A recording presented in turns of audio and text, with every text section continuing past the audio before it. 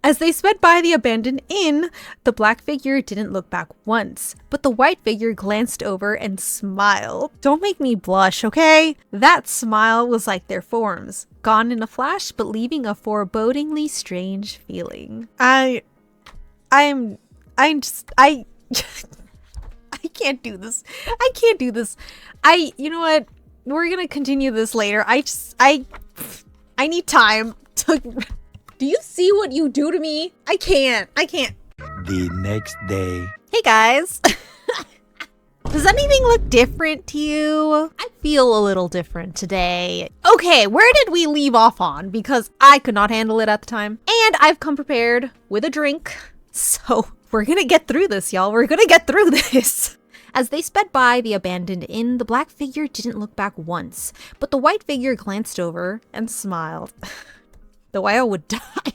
That smile was like their forms, gone in a flash, but leaving a forebodingly strange feeling. It was only because HUALIAN had been keeping an eye on the outside that he caught that scene, but the other three probably only saw their retreating backs. Nanfeng rose instantly. Who was that? HUALIAN stood up too. Don't know, but they're definitely not ordinary people. After a moment's deliberation, he said, "The wind is picking up. Stop playing around and let's go as far as we can." The wind is picking up. Although the bickering trio constantly argued, they had nevertheless steeled their hearts to do what they came here to do. So they immediately stopped butting heads and cleaned up the pieces of Hongjing before heading out the door. The four of them continued their trek, now against a blowing headwind. They walked for another 4 hours, wind howling in their ears, but the progress they made was nothing compared to the distance they were able to cover earlier in the day. The whipping gusts grew stronger, and the wind whipping the sand battered their faces and bodies, beating at any uncovered skin. The more they advanced, the more difficult it became. Gusts became deafening gales, and whirling sand filled the air around them, obscuring their path. HUALIAN, holding his bamboo hat down, called out, "This sudden sandstorm feels strange." No one answered him, and HUALIAN looked back, afraid that someone might be lost, but all three were present and following. Just no one heard him. The gales were so strong that his voice was swallowed up. He wasn't particularly worried about Nanfeng and Fu Yao. Even with crazed winds whipping, the two walked steadily, full of killing intent. Sanlang, on the other hand, followed closely behind HUALIAN, never more than 5 steps away.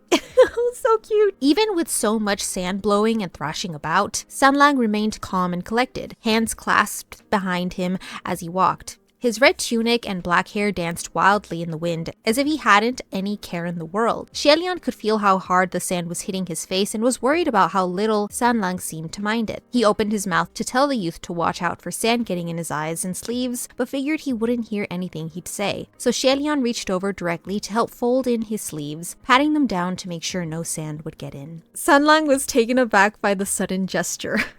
The other two behind them approached, and with everyone in better hearing range, HUALIAN tried talking again. "Be careful, everyone. This wind came out of nowhere. It's not right. There may be evil within." "It's just a little sandstorm. How evil can it be?" Fu Yao said. HUALIAN shook his head. "The wind is all right.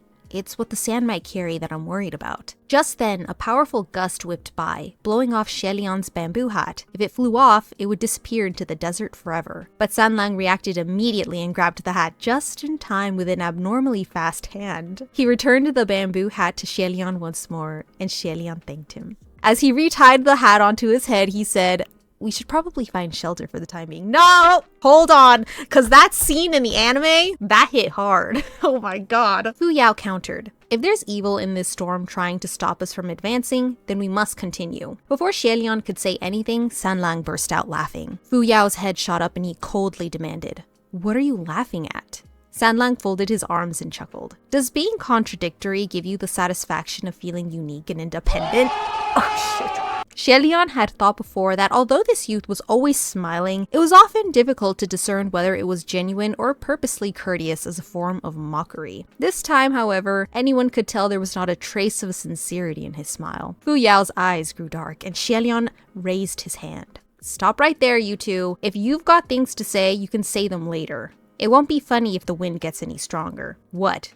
Think it'll blow you away?" Fu Yao mocked. "Yes, that may very well Xialian didn't finish before the three in front of him suddenly vanished. Actually, they weren't the ones who vanished. He did. Another powerful gust had carried him away for real. A twister. Xialian spun wildly in the sky. He threw out his arm and cried, "Roye, grab hold of something dependably solid." Ooh! Okay, you know what? I know where this is going. And Roye shot out from within Xialian's sleeve. In the next moment, he could feel the other end of the white bandage sink as if it was tied to something, and it yanked him to a stop. After finally stabilizing himself in the crazed wind, Xialian realized that he had been blown over 30 meters above the ground. Xialian was now like a kite, attached to the ground by only a single thread. With sand whipping at his face, he held fast and tried to see what exactly Roye had tied itself to. Squinting and blinking, Xialian finally recognized a red silhouette. The other end of Roye seemed to be wrapped around the wrist of the youth in red. Xialian told Roye to grab hold of something dependably solid, and it grabbed onto Sanlang. Xialian didn't know whether to laugh or cry. He was about to command Roye to grab onto something else when the pull on his arm suddenly grew lighter. Xialian's heart sank. This wasn't the feeling of Roye being released, but something much worse. Sure enough, the red silhouette suddenly grew closer and was soon within reach. Sanlang had been dragged into the windstorm too. Xialian tried to shout, "Don't panic," to him, but the moment he opened his mouth, he got another mouthful of sand. At this point, Xialian had gotten used to eating sand. He wanted to tell Sanlang not to panic, but in all honesty, he didn't think the boy would fret in the slightest. Roye continued to withdraw back to Xialian, closing the distance between him and the boy who had just been blown into the sky. As he suspected, Sanlang didn't look the least bit anxious, appearing as if he could calmly open a book and read right then and there. Xialian wondered if Sanlang had gotten dragged in on purpose. Roye wrapped itself around the waist of the two to tie them together. Xialian, shit! You know what? Imagine how Hua Qiang feels right now, getting to hold Xialian's tiny waist. Oh my god. Xialian hugged onto Sanlang, then commanded, "Go, try again, but don't bring up any more people." The silk band shot out once again, but this time it grabbed onto Nanfeng and Fu Yao. Xialian felt drained. "Roye," he said tiredly, "I said no people, but I didn't mean it so literally. All right?" Xialian twisted himself toward the ground and shouted, "Nanfeng, Fu Yao, hang on tight." Down below, of course, Nanfeng and Fu Yao did their utmost to try to anchor themselves, but the winds were simply too strong. Soon, to no one's surprise, another two silhouettes joined them in the twister. Now all four of them were swirling about in the air at high speed. Within the dark yellowness between the heavens and the earth, that twister was like a slanted sand pillar reaching the sky. Four silhouettes tied together by a white silk band were whirling nonstop within it, going faster and faster, higher and higher. "How did you both get blown up here too?" Xialian shouted, enduring all the sand blowing into his mouth. All they could see was sand, and all they could hear was wind. They had no choice but to use their loudest voices to shout to each other. "Ask your dumb Roye!"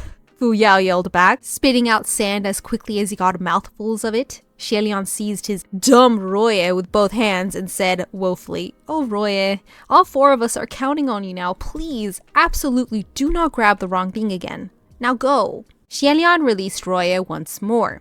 "Stop relying on that toy, think of something else," Nanfeng roared. But just then, Xialian felt a tug from the other end of the silk band and lit up. "Wait, give it one more chance, it's caught something. It better not be a random passersby." "Let the poor person go," Fu Yao roared too. Honestly, I mean, if I was that poor person just being pulled up into this four-person twister, I wouldn't mind.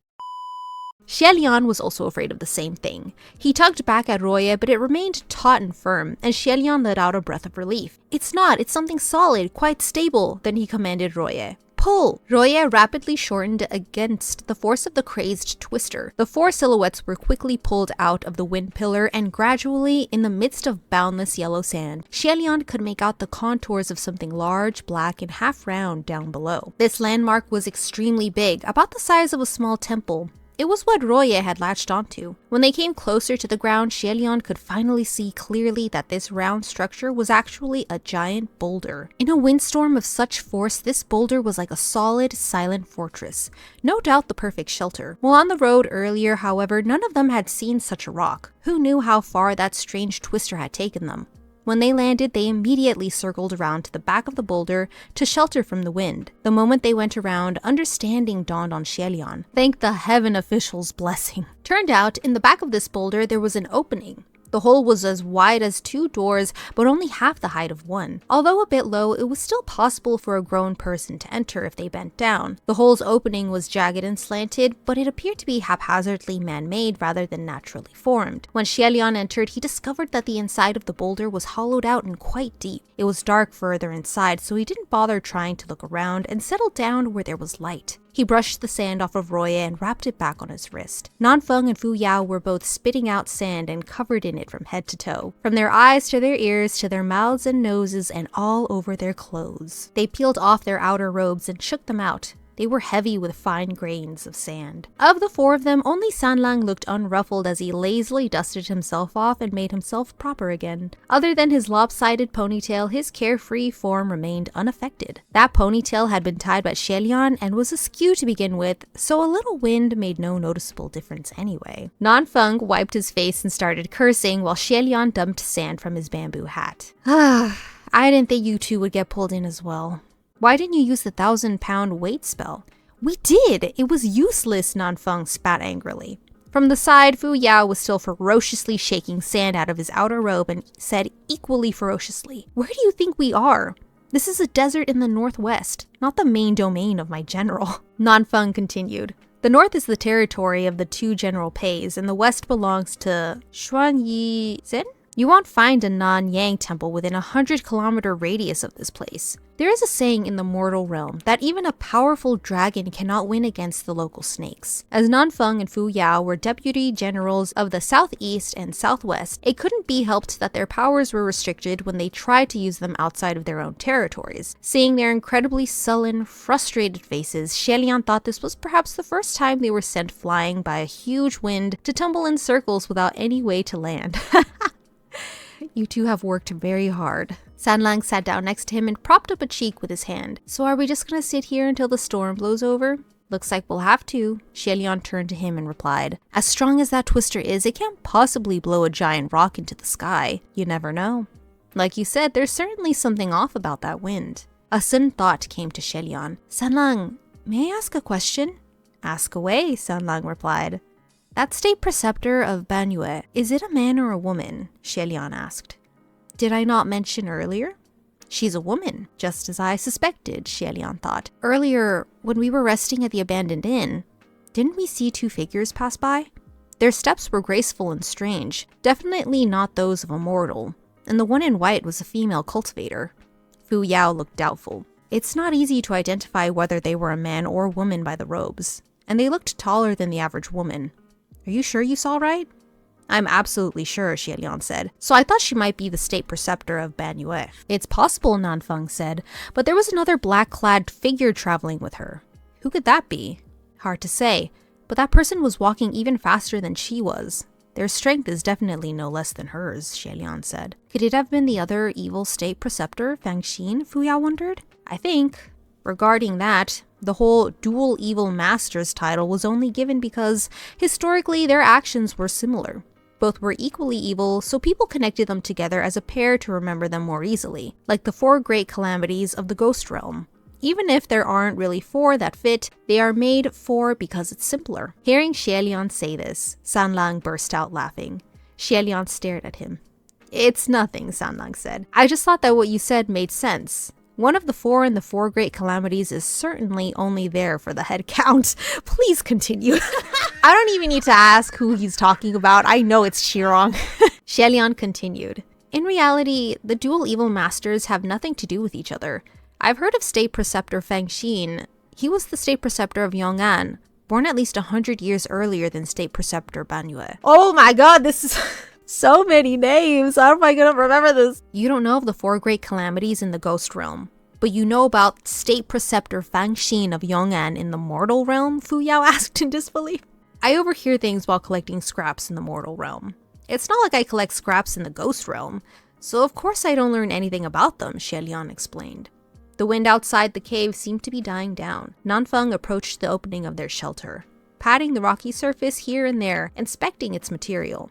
He stared fixated at it for a moment, then lowered his head. Why would there be a hollow rock like this in the middle of the desert? He thought the boulder was rather suspicious. The boulder! But HUALIAN wasn't surprised by it. Hallowed boulders like these aren't unusual. It's not just a boulder, it's a rock. The people of Banyue used to build shelters like these to hide from sandstorms, or even for passing the nights while taking their livestock to graze. Some holes weren't dug but were rather blown out, HUALIAN said. How could they graze in a desert? Nanfeng asked, confused. HUALIAN smiled. It wasn't all desert here 200 years ago. There used to be an oasis. Gege, Sanlang called. What is it? HUALIAN turned his head. Sanlang raised his hand and pointed. The rock you're sitting on seems to have writing on it. What? HUALIAN looked down, then stood up and found that where he had been sitting was actually a stele? A carved stone monument.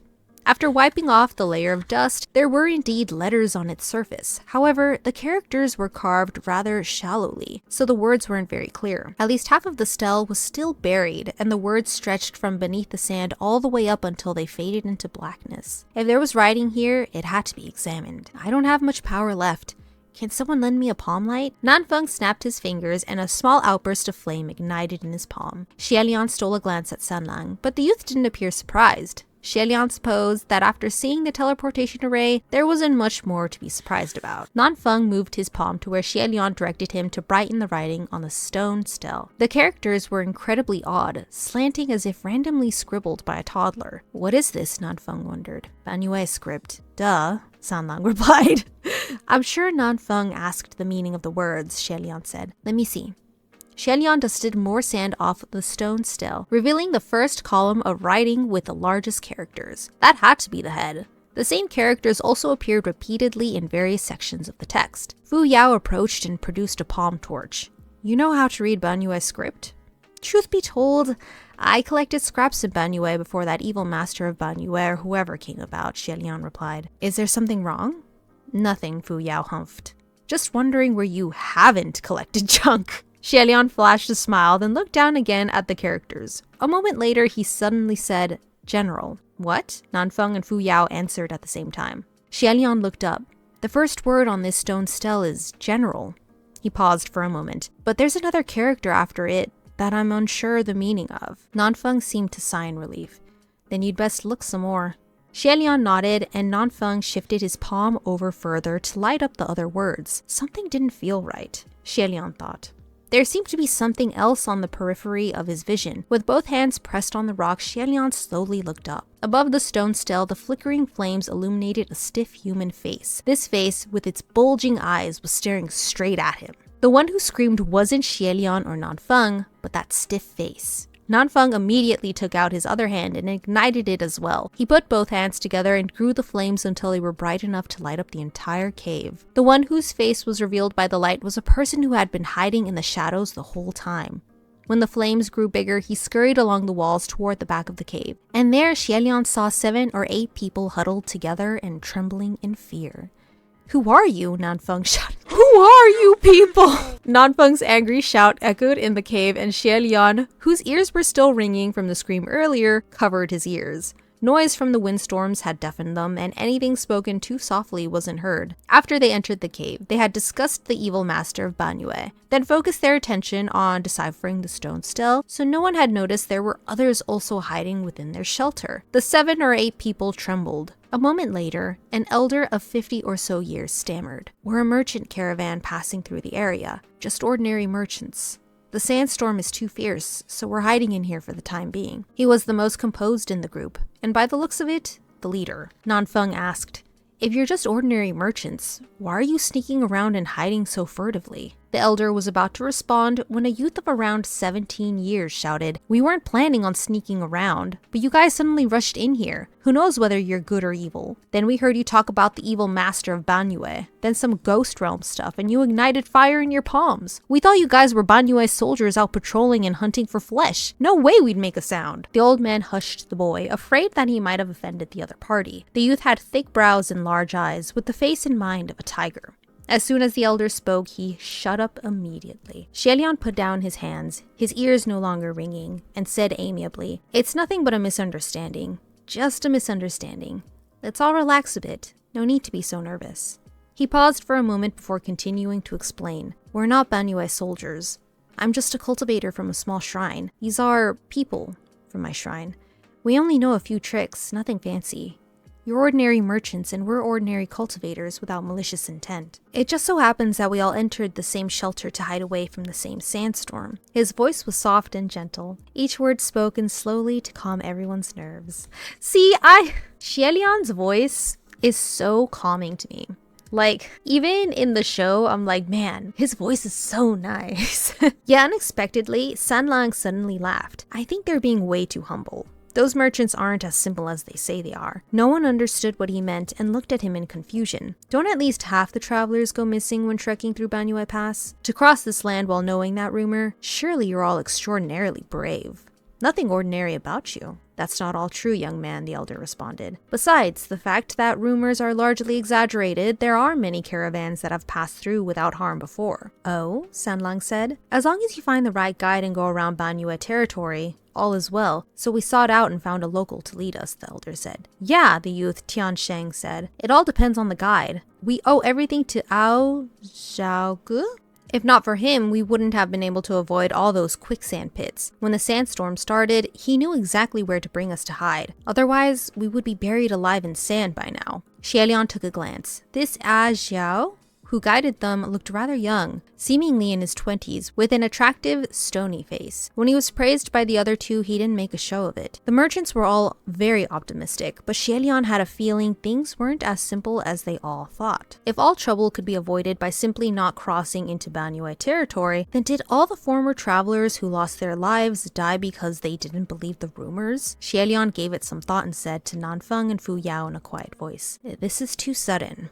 Once the storm passes, we'll need to make sure these people pass through safely before going to the Banyue ruins." Then Xielian looked back down to continue deciphering the Banyue writing on the stone stele. He recognized the words general earlier, but that was because it was a common word. It had been 200 years since he last visited the kingdom of Banyue. Even if he was fluent then, it had all been forgotten since. Shouldering the burden of translation really required time and patience. Just then, Sanlang said, "Tomb of the General." Xielian remembered now. The last character was the one for tomb, grave, burial, and other similar terms. He turned to look at him, amazed. "Sanlang, do you know the Banyue script too?" Sanlang smiled. "Not much. I only know a few words because they're interesting." Boy, if you don't. Xielian was already used to him saying that. The word tomb was not often used. If Sanlang really only knew not much, how could he just happen to know exactly what this one character meant? His not much probably meant the same as ask away, and Xielian grinned immediately. Excellent. Maybe the characters you recognize happen to be the ones I don't know. Come closer and let's examine this together. Xielian waved lightly to beckon, so Sanlang went over. Xielian, all he needs to do is beckon, and Cheng is on his way.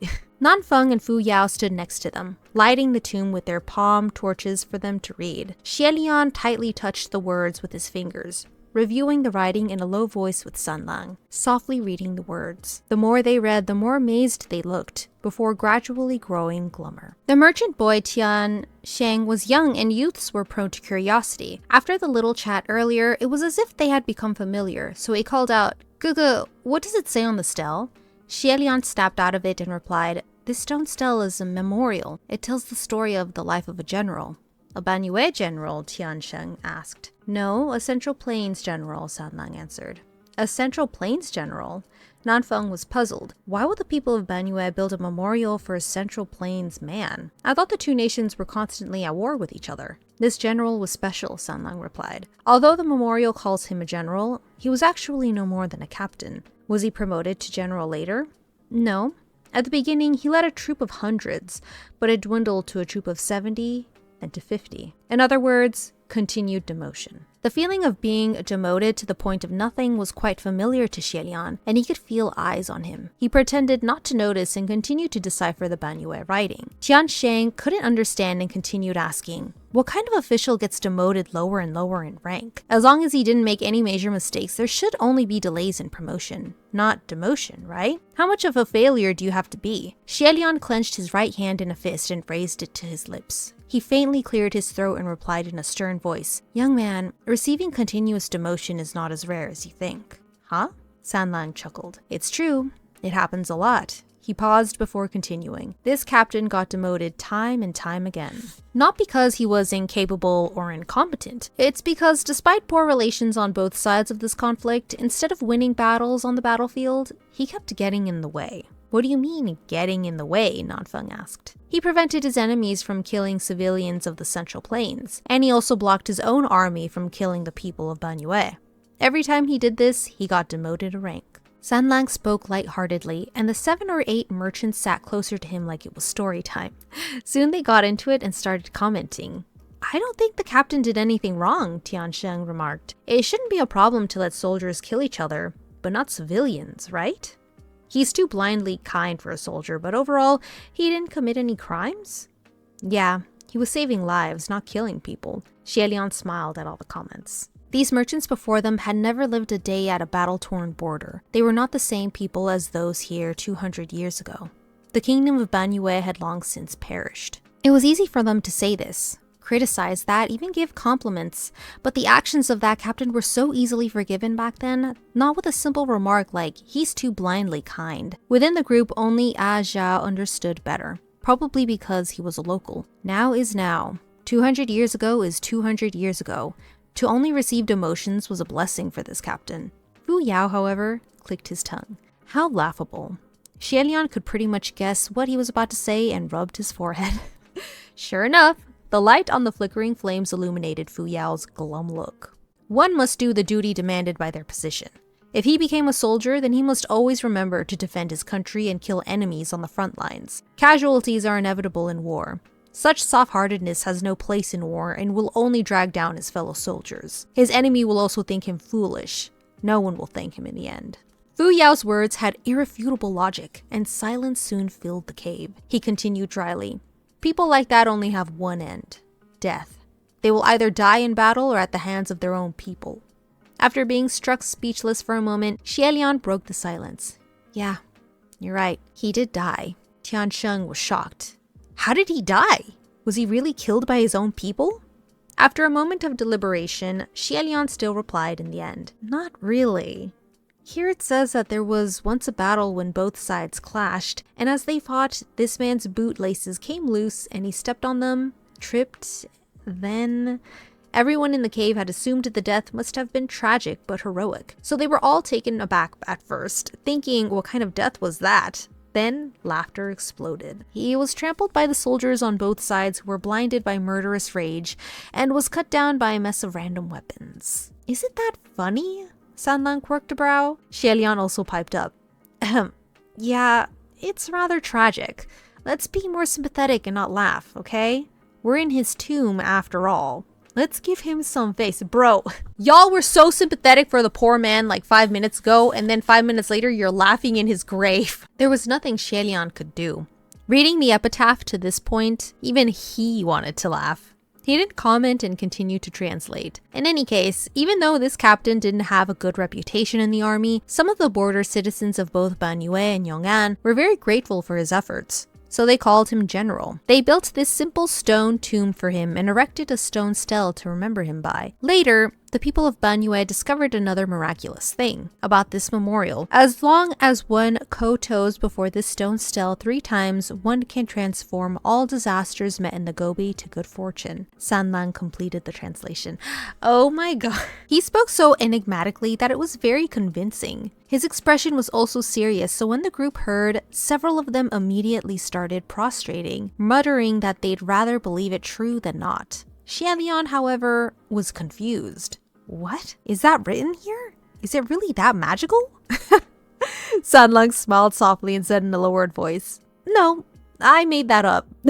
But since they laughed earlier, their prostrating now should make up for it. "Oh shit!" he said, "I got your back, boo." HUALIAN looked back at the stone stele and saw that it was indeed the end of the epitaph and there were no more words. He had been feeling a bit woeful, but now he thought it funny. He whispered back, "Why are you so mischievous?" Sanlang stuck out his tongue and the two Oh, dude, he's flirting. You know what? Do I say this enough? They're cute, okay? They're very cute with each other. You know what I want? I just want them to be in a room together and I just want them to talk, you know? Like a full chapter of just them talking. Just then, someone shrieked, "What's this?" The shriek echoed in the cave, sharply reverberating against the walls, and it caused all their hairs to stand up. HUALIAN instantly turned toward where the shriek came from and demanded, "What happened?" Where the merchants were once prostrating, everyone had jumped up in a flash and scurried away in fear and alarm. "Snake!" Nanfeng and Fu Yao moved their palms toward the commotion and lit up the ground in that direction. Curled on the sandy floor was a slender, brilliantly colored snake. Why is there a snake? The crowd was growing increasingly anxious. How did the snake not make any noise? We didn't hear when it slithered over at all. When the flames appeared near the snake, it instantly became alert and raised itself into an attack position. Nanfeng was about to torch it when someone leisurely strolled over. That person easily snatched the snake with his left hand, clutching it at its heart. He brought it closer to observe it and said, "Isn't it normal to see snakes in the desert?" Oh my gosh. Someone that fearlessly gutsy was, of course, Sanlang. They say to fight a snake, seize it at the heart. If pressed there hard enough, no matter how venomous its fangs, it'll be helpless. The snake wrapped its long tail around Sanlang's left arm meekly. At closer range, HUALIAN could see clearly. The snake had translucent skin, and its vivid red insides were visible and mixed with threads of black, resembling organs. Rather disgusting. The tail was the color of flesh and segmented with layers of hard shell, unlike that of a snake, more like a scorpion. Seeing this, HUALIAN's face changed, and he called out, "Watch out for its tail!" Before HUALIAN finished speaking, the long snake body wrapped around Sanlang's left arm suddenly let go. The tail snapped backward and tried to stab viciously towards Sanlang. Venomous as the tail was, Sanlang's right hand was faster, and he easily caught it. Now holding both head and tail, Sanlang showed off the snake to HUALIAN like it was an interesting toy. Laughing, "This tail is pretty interesting. Oh my gosh." At the end of the tail, there was a long flesh-red needle. HUALIAN sighed in relief. "I'm glad you weren't stung. As I thought, this is a scorpion snake." Nanfeng and Fu Yao approached to observe the snake too. "Scorpion snake?" "That's right," HUALIAN said. "It's a kind of venomous vermin found only in Banyue. They're very rare. I've never seen one before, but I've heard of them. Body of a snake, tail of a scorpion. Its venom has the strength of both combined, and if bitten or stung..." HUALIAN trailed off. He watched Sanlang twisting the snake, pulling and squeezing it as if it were a towel, stopping just short of tying it into a bow. HUALIAN was speechless for a moment, then gently chided, "Sanlang, stop playing with the poor thing. It's dangerous." Sanlang laughed. "Don't worry, Gugu. It's nothing. The scorpion snake is the totem of the Banyue State Preceptor. Gotta take this rare chance to examine it." HUALIAN blinked. "The totem of the Banyue State Preceptor?" "That's right," Sanlang said. "Apparently it was because the State Preceptor could control these scorpion snakes that the people of Banyue believed in her infinite powers and worshipped her." Hearing the word control alarmed HUALIAN. When it came to controlling anything, whatever it might be, they usually came in huge numbers. He immediately cried, "Everyone, leave this cave. There may be more than one scorpion snake." Before he could finish, there came a wail. "Snake!" Other voices started yelling. "So many snakes! Over here, too!" From the shadows, 7 or 8 scorpion snakes soundlessly slithered into the cave. They came so swiftly and quietly from unknown crevices, but they didn't attack, only watched, judging. Soundless in both movement and attack, not even hissing. Truly extremely dangerous. Nanfeng and Fu Yao released 2 fireballs and shot them towards the snakes, and a large ball of fire exploded inside the cave. "Get out!" HUALIAN yelled. No one needed to be told twice, and everyone ran outside. Luckily, it was still light out, and the twister had long passed. The wind calmed. The group of them escaped into open ground and kept running. As they ran, someone said, "That stone memorial is too scary. How come after we kowtowed there 3 times, we still ran into stuff like that?" HUALIAN was thankful that they didn't know those last words were fabricated by Sanlang. But then he heard someone else say, "Yeah, it's pretty much the same effect as worshipping the scrap immortal." Oh my god! The more you pray, the unluckier you become. Even when the issue was barely related to him, he still got shot. HUALIAN was speechless. Suddenly, Cheng yelped in alarm. "Uncle Cheng!" That elder he had been assisting had collapsed. HUALIAN darted over. Oh shit. You know what? I'm not that scared of snakes. I'm scared of scorpions, and there are scorpions like near the trail where I live, but I'm not scared of snakes.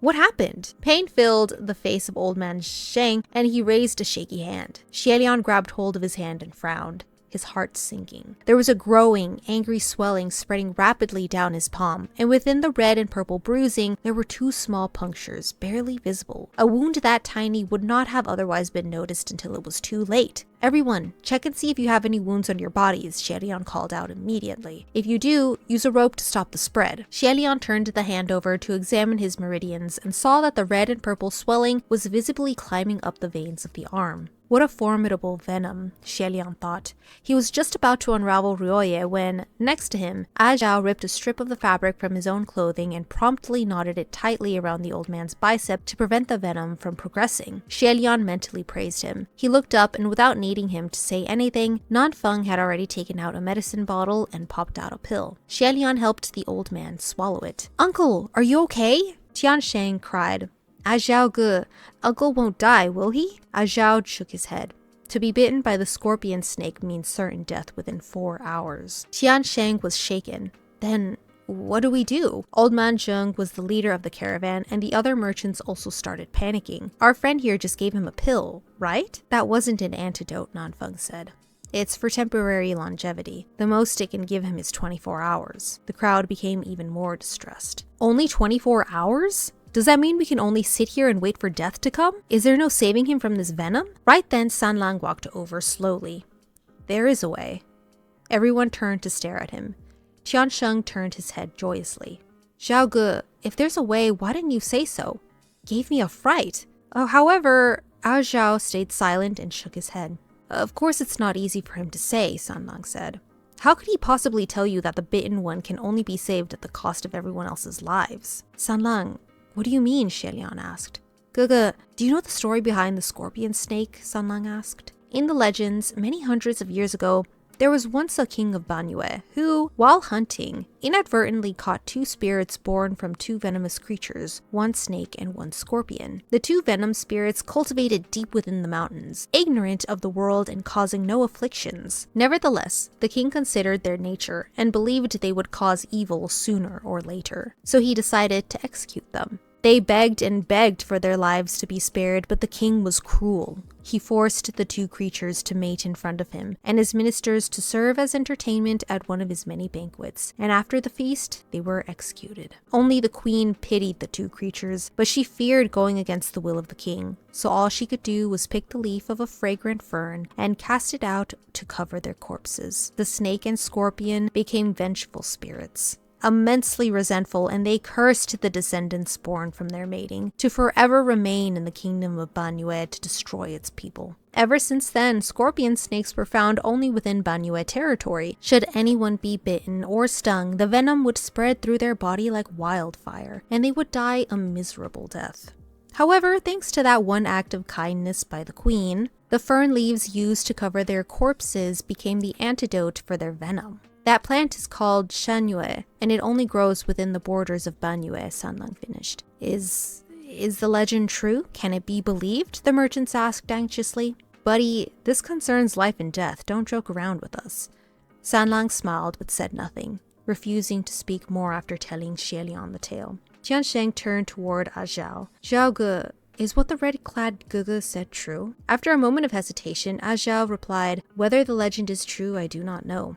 But the Shanyue plant does grow within the walls of Banyue, and it is indeed the antidote for the scorpion snake venom, meaning the only way to live after getting bitten is to venture into the kingdom of Banyue," HUALIAN said. No wonder so many caravans passed through Banyue territory, despite knowing the deadly rumors. It wasn't that they were defiant and stubbornly went to seek their own deaths, but rather that if they didn't go, they would most certainly die. The scorpion snake was the totem of the evil master of Banyue, and she also controlled them. The appearance of these snakes was no mere coincidence. With only a few heavenly officials like them here, there was no way they could ensure the absolute safety of the entire merchant group. And there was no telling how many more snakes would show. HUALIAN raised 2 fingers and pressed them against his temple, trying to connect with the heavenly communication array to see if he could shamelessly borrow more junior officials. No dice. He couldn't connect to the array. couldn't reach out at all. HUALIAN lowered his hand and wondered. I didn't use up all my spiritual powers, did I? I calculated this morning and there was still a little bit left. He turned to Nanfeng and Fu Yao. Can either of you try to enter the communication array? I'm getting no connection. After a moment, the other two also looked grim. I can't get in either, Nanfeng said. There were cases where the connections would become fuzzy near highly evil auras. Auras potent enough to diminish the powers of various heavenly officials, and sometimes cut them off completely. It seemed that was the situation they were in now.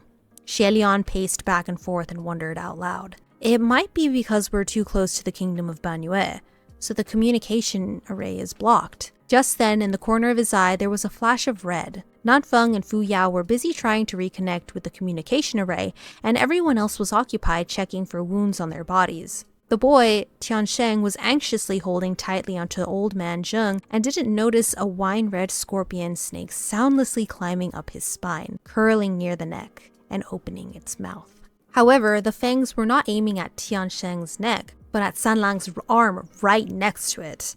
The snake leaned back, then pounced. In the speed of a second before the snake had the chance to sink its fangs into Sanlang, HUALIAN's hand shot out and snatched it right at the heart with blinding precision. Given his strength, HUALIAN could crush the snake's heart if he wanted to, rupture its innards and spill its insides. But not knowing whether the snake's flesh was also poisonous, he didn't dare to press harder. HUALIAN raised his other hand to grab for the tail, but the snake was slippery and artful, making it difficult to catch. HUALIAN squeezed, but he only felt something soft and cold slither away from his fingers. The next moment, a sharp needle pain flared from the back of his hand. Scorpion tail. After the sting, HUALIAN snatched the tail and captured the snake properly, then squeezed down hard until it fell unconscious. Even having been stung, HUALIAN's face never changed, and he tossed the unconscious snake onto the ground indifferently. Everyone, be careful. There may be more snakes around. He felt a tight grip on his wrist before he finished and looked to see that it was Sanlang who caught hold of him. Sanlang? HUALIAN was slightly taken aback. The reason he sounded confused was because, at that moment, the expression on the youth's face was off. It was unexplainable, frosty almost to the point of being frightening. His eyes were focused intently on the tiny wounds on the back of HUALIAN's hand. The wounds themselves were originally the size of needle punctures, but the venom was vicious. The back of his hand had immediately swelled up angrily with a large patch of purpley red, and those small puncture wounds had visibly enlarged to the size of knife cuts. With a dark expression, Sanlang wordlessly snatched Roye from HUALIAN's arm and immediately knotted it firmly on his wrist, preventing the venom from advancing. While Roye enjoyed snuggling up to HUALIAN, it wasn't normally that well behaved, and yet, in Sanlang's hands, it was so compliant, it was like it was dead. You know what, Roye? If Sanlang, was handling me too, I would be compliant as well. Okay, you know what? Oh my god! I did not expect to see that right now when I was talking. Oh my god. What the fuck? Okay, you know what? I wasn't gonna get more to drink, but now I think I need to. Bro. What? Bro. For all the time they'd known each other, HUALIAN had never seen Sanlang look like this. He opened his mouth to speak, but Sanlang turned to pull a dagger off the waist of one of the merchants. Nanfeng saw and knew instantly what Sanlang was about to do, and he ignited a palm torch. Without sparing a look, Sanlang burned the tip of the dagger to disinfect it before turning back to HUALIAN and drawing a cross over the puncture wound. Just as he was about to lower his head to the hand, HUALIAN hurriedly said, "It's okay. The venom is aggressive. Sucking it won't do much. I don't want you to get poisoned." Bruh, I don't think he's gonna listen to you. Sanlang ignored HUALIAN's protest, tightened his hold on HUALIAN's hand, and placed his lips upon it. HUALIAN felt his own arm tremble slightly, and he couldn't explain why. Jesus Christ. Next to him, Fu Yao said in disdain, "I can't believe you went and got yourself stung. What were you doing? Catching the snake when the kid might not have even been bitten. You're just causing unnecessary trouble." That was true. Now that HUALIAN thought back to the airy way Sanlang played with the snake in the cave, he probably wouldn't have even cared about an attack and would have easily avoided being bitten. But just in case Sanlang didn't notice the snake in time, then wouldn't it be too late for regrets? HUALIAN waved his good hand. "Don't worry. It's not like it hurts and I won't die from it." "You're really not in pain?" Fu Yao asked. "Really, I don't feel pain anymore, Xie answered honestly. His words were true. Xie was someone who possessed the worst of luck. So when he ventured deep into the mountains, 8 times out of 10 he would step on vipers or run into venomous insects and get bitten, stung, jabbed, or poisoned in thousands of ways. However, he'd always been very stubborn at not dying, and at most he'd run a fever. After 3 days and 3 nights of fever, he'd wake up right as rain and continue on as if nothing had happened. He simply wasn't sensitive to pain. So as much as it hurt, he could live with it. Right after he said this, Sanlang finally looked up. The red swelling on the back of Xie hand had gone down, and Sanlang's lips were stained with blood. His eyes were extremely cold, and he moved his glare to the unconscious snake on the ground. There was a loud boom, and the snake abruptly exploded into a purplish red pool of blood and flesh. Bitch, oh, this is what I'm saying. This is what I'm saying when I say my standards are so freaking high, man. The sudden blast surprised everyone, but no one knew who did it. Even if the blood didn't splatter onto anyone, there was still a feeling of unease blanketing the crowd. Tiansheng remembered that Xie had also been stung. Gege, you got stung too. What will you do? Xie felt the bandage on his wrist and smiled. Don't worry, little one. We'll still stick to the plan of going to the Banyue ruins and search for the Shanue fern. Another merchant asked, you guys are going? What about us? Should we send someone to go with you? You can all stay here. Banyue territory is dangerous. The more people there, the more mishaps can happen. We will find the fern and bring it back to you within 24 hours, Xie said. A number of the merchants started stuttering their thanks, but then their faces changed when Xie continued to speak. In order to reach Banyue as soon as possible, I want to borrow your guide temporarily, if that's alright. Naturally, Xie meant as Zhao. The merchants went from grateful and relieved to largely hesitant. Xie knew where they were coming from. They were afraid that Xie might run off with their guide once he found the Shanue fern, or even if Zhao didn't run away, he would still be greatly delayed. Nevertheless, none of them wanted to venture into that wicked place where at least half go missing, so it was a huge dilemma. Their worries were perfectly normal, so Xie quickly added, and just in case anything else comes to attack you, Fu Yao will stay until we return. With one man staying, the merchants finally agreed and nodded. Alright, as long as Zhao is willing to go with you. Xie turned to Zhao. Are you open to lending us a hand, my friend? If not, that's okay too. Zhao nodded and said, yes, but the Banyue ruins are actually not hard to get to. Just keep going in this direction and you'll reach them. After bidding the merchants farewell, Zhao took the lead with Xie, Sanlang and Nanfeng following right behind. A while later, Xie inquired, Zhao, do the scorpion snakes appear frequently in this area? Not frequently. This was my first time seeing them too, Zhao replied. Xie nodded and had no more questions. Truthfully, he did live in the Banyue area for a number of years, and this was also his first time seeing a scorpion snake. Zhao's answer was not surprising. Nanfeng realized Xie intentions and asked in a low voice, you're suspicious of this Zhao? Xie responded in a whisper. Either way, we've brought him out. Just keep an eye on him. In the past, it was usually Sanlang who would talk to him first. Xie wasn't sure if it was because of the incident earlier, but the youth still looked rather upset, walking without speaking a word. Xie couldn't figure out what was going on and didn't know how to talk to him, so he kept on walking as well. The four continued to trek through. He's sulking because he loves you and he. Okay, you know what? Let's continue. The four continued to trek through the vast Gobi Desert for close to an hour. The windstorm had long since passed, and without any obstructions, they advanced quickly. Soon they could see ragged weeds here and there, growing in cracks in the rock and sand. By the time the sun was setting, Xie finally spotted an ancient walled city on the horizon. The city was difficult to see because it was the color of sand, camouflaged by the yellow, so it became one with the desert. Some parts of the city walls were caved in and buried in the sand. As they approached, they found that the walls were extremely high, towering over 30 meters. It wasn't hard to imagine the city's past magnificence, how grand it must have been. Passing through the Barbican, the four formally entered the kingdom of Banyue.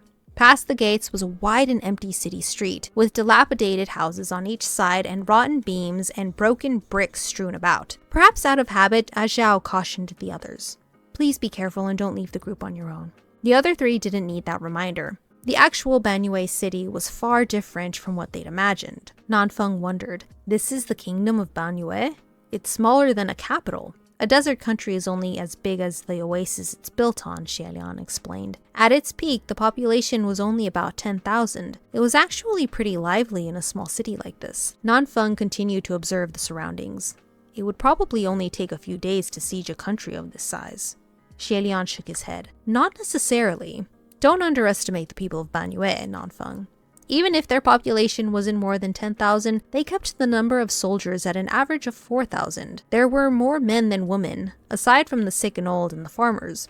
Most men joined the army. Besides, the majority of those soldiers were over 3 meters tall, each more violent than the next. With maces in hand, they would keep fighting even with swords through their chests. They were very hard to fight. Zhao seemed rather surprised and glanced at HUALIAN. This young master seems to know a lot. HUALIAN maintained his smile and was about to converse some more when Nanfeng posed a question. What's that wall? He was indicating a giant yellow earthen building in the far distance. Building wasn't quite the right word to describe it. It was a giant enclosure formed by 4 massive mud-colored walls, with neither doors nor a roof. Each wall was over 30 meters, and on the very top there was a pole with something tattered attached. Flying in the wind, it was a chilling image. HUALIAN turned his head and glanced, then simply said, "That's the Sinner's Pit." By the sound of the name alone, it was obvious it wasn't anything good. Sinner's Pit? Nanfeng frowned. Humming gravely, HUALIAN explained, "You can think of it as a jail. It was made specifically for imprisoning criminals." How does it imprison anyone if there isn't even a door?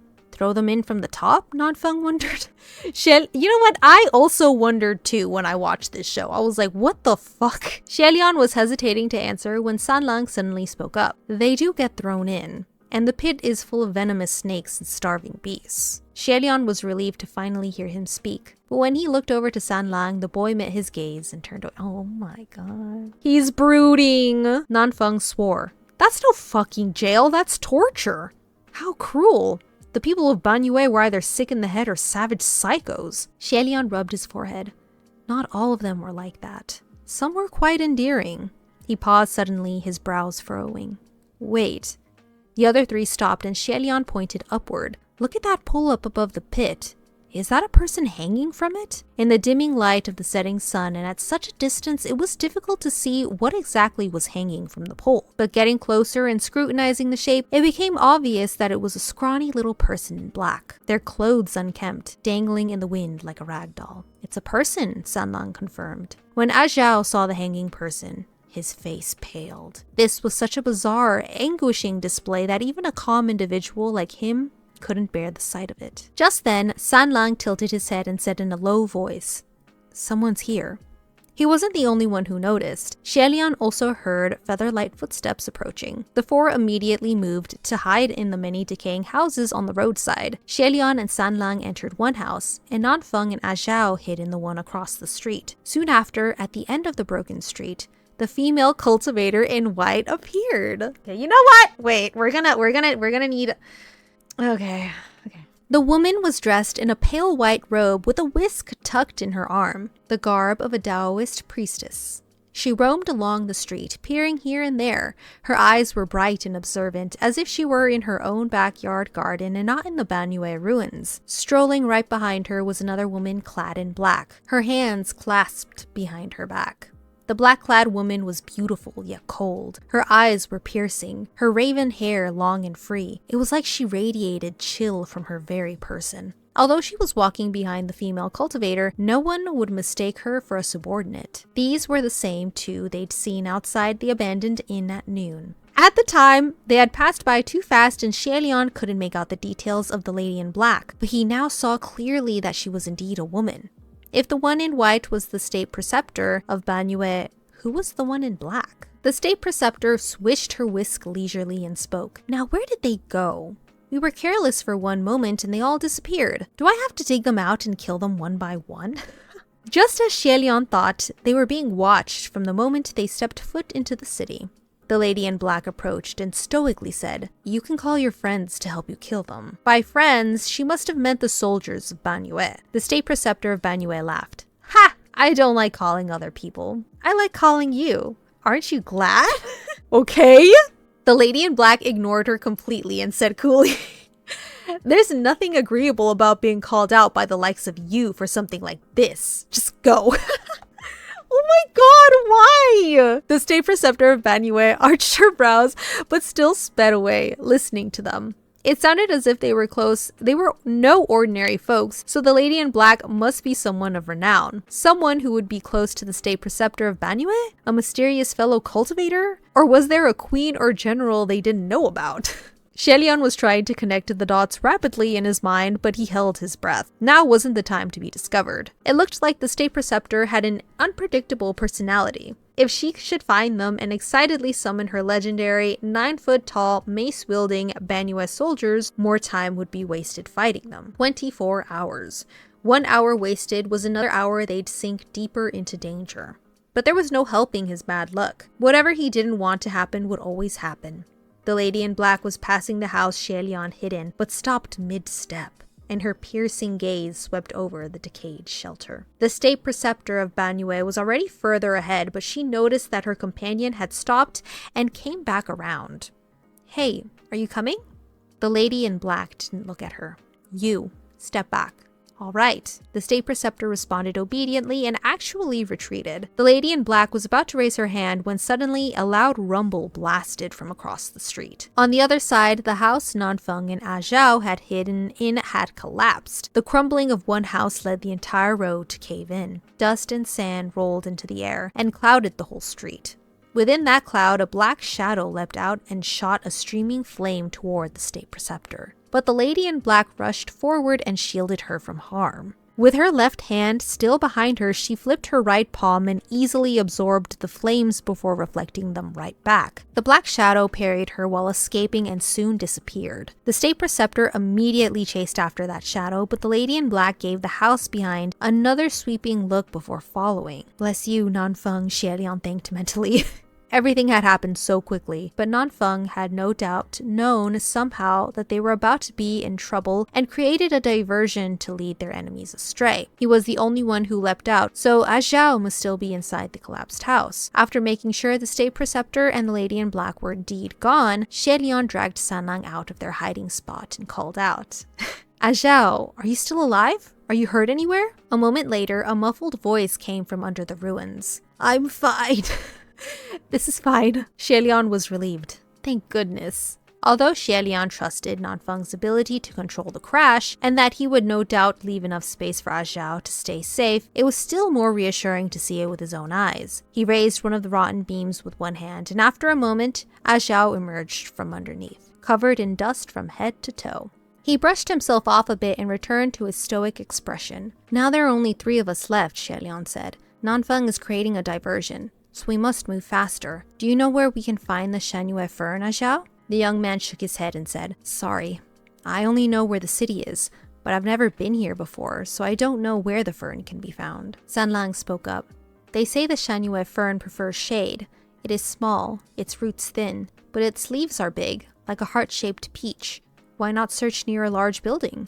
"A large building," HUALIAN contemplated. If they were talking big, there was no building larger than the palace. In the legend, it was after the festivities that the queen picked a Shanue leaf, which could mean the fern grew on the palace grounds. The 3 moved their gaze afar, and in the center of the city, there was indeed a palace built of brick and wood. From a distance, the palace had a grandiose aura, but upon a closer look, it was not in much better shape than the dilapidated houses on the streets. Through the palace gates, there was a massive garden. Perhaps in the past it wasn't a garden, but a palace square. With years of neglect, weeds had flourished and spread. Indeed, it wasn't sand beneath their feet now, but mud. This was most likely the last sign of the oasis that once was, and the Shanue fern could very well be growing among all the other plants. "Let's not waste time," HUALIAN said. "We only have 24 hours, but keep an eye out for scorpion snakes." Zhao and Sanlang both hummed in acknowledgement and lowered their heads to start searching through the plants. As they rummaged, it suddenly occurred to HUALIAN that, if the state preceptor of Banue could control scorpion snakes, there should be an abundance of them slithering about in her territory. Ever since they entered the city, they had not seen a single snake. He straightened up and was about to speak when one of his hands fell on a long object. Looking down again, he found that it was a human leg. HUALIAN withdrew his hand and was struck speechless. It occurred to him that every time he was faced with some horrifying incident or saw or touched anything frightening in the dark, it was always the other party who would scream before he could say anything. But shouldn't it be the other way around? The plants in this garden were tall and thick. Whoever's leg HUALIAN had touched was someone who had already been hiding and crawling in the weeds. The moment they touched, the leg recoiled and the weeds in front of him rustled. HUALIAN scrutinized the wild grass and saw that the one who emerged crying, "Don't hit me," was thick-browed, large-eyed Cheng. The boy in turn saw that HUALIAN recognized him and sighed a breath of relief. HUALIAN, on the other hand, wasn't relieved. Rather, he became even more alarmed and raised his good arm in a defensive stance. In circumstances like these, it was more likely that this was an illusion created by something evil. "Weren't you with the others back in the desert? How are you here?" Cheng explained hurriedly. "It's me. I'm the real thing. I'm not the only one. 3 other uncles also came. They're just inside." He pointed towards the inside of the palace, and sure enough, 3 men came running out. They were indeed the men from the caravan. When they saw HUALIAN, they froze in their dash and looked awkward. HUALIAN puffed out a breath before finally rising to his feet and dusting off his white sleeves. "What's going on?" The merchants looked at each other and no one made any noise. It was Cheng who spoke up after an awkward silence. "Gugu, after you guys left, Uncle Zheng's pain flared up and he was really miserable. We didn't know how much longer we should wait for you to return. We were afraid that you guys might have gotten lost. Zhao said to go straight to get to the kingdom of Banyue, so we thought the more hands to help the better, so what he really meant was that the merchants regretted letting them go after all. They were afraid that HUALIAN and company would rob them of their guide after finding the Shanue fern for themselves, so they sent people to come follow them. HUALIAN imagined that Fu Yao couldn't persuade them otherwise and was probably also too lazy to hold them back. It was impossible to stop stubborn people who refused to listen to reason. HUALIAN felt rather exasperated. "You're all too reckless. Who knows what there might be and what might happen in a place like this? And you still came?" Cheng himself knew that what they'd done made it obvious they didn't trust HUALIAN, and he felt bad. This was why he didn't make a sound while hiding in the weeds earlier, as awkward as it was. "Sorry. This concerns a man's life, so we couldn't sit still. No matter, this was a life or death situation, and to be weary was entirely natural. To go so far into danger for an antidote also proved that they were worthy companions." HUALIAN couldn't continue to scold them for this, and sighed. "If you didn't bump into anything weird when entering the territory, then it's your good fortune. But how did you know to come to the palace to search for the Shanue fern?" Cheng scratched his head and replied, "We didn't know where to start. But in the story the red-clothed Gugu told, it was the queen who picked the leaves, right? The queen couldn't possibly leave the palace grounds, so I thought we'd come here and try our luck." Well, this child's mind could certainly spin, and it spun right on target, HUALIAN thought. Just then, Sanlang spoke up from the side. "I found it." HUALIAN turned to see Sanlang striding with his long, lithe legs toward him. In his hands were a few turquoise-colored leaves with roots still attached at the stems. The leaves were about the size of a baby's palm and in the shape of peaches, slightly pointed at the ends with thin, tiny roots. Even without Zhao to confirm, HUALIAN knew without a doubt that this must be the Shanue fern. Without waiting for HUALIAN to say a word, Sanlang grabbed his wounded hand and lifted it. The hand that was stung was originally frighteningly swollen, but after Sanlang sucked the poison from the wound, the swelling had gone down significantly despite it not being fully cleared of the venom. With HUALIAN's wrist in one hand and the Shanue fern in the other, Sanlang closed his palm on the plant. After only a second, he reopened his palm and the fern was crushed into powder without him appearing to exert any force. Really? He's that strong? I totally have, very pure thoughts right now. Sanlang gently but firmly rubbed the powder onto HUALIAN's hand, and he could feel coolness and relief stinging on his skin. "Thanks, Sanlang," HUALIAN said. Sanlang didn't respond, however, and after applying the powder, he let go of HUALIAN's hand. Lian couldn't help but think that the air between the two of them now was really strange, but he didn't know how to ask about it without sounding odd. This wasn't something anyone else would notice either, or something they could possibly understand. Gugu, are you feeling better? Is the herb working? Cheng asked anxiously. Lian snapped out of it and replied, much better. It should be the right herb. Hearing this, everyone became excited. Soon, Zhao also raised a handful of leaves, crying out, there's more here! The Shanue leaves in Zhao's hands were much bigger and fuller than the small, pitiful ones Sanlang used earlier. Noisily, the merchants busied themselves picking the herbs. Lian turned his head to examine his hand for a moment, then tried to start a conversation with Sanlang. You also searched the same area they're in now, right? Didn't you find any there? It was obvious Lian was trying to force a conversation, and after asking the question, he felt that he was rather pathetic, but Sanlang shook his head. You shouldn't use the ferns over there. Why? Lian wondered curiously. Before Sanlang could answer, they heard someone scream, go away! Everyone stopped their movements, halting. Who said that? Who's screaming? Then they heard that sharp voice again. Go away! You're stepping on me! Only then did the group notice. The voice came from near their feet.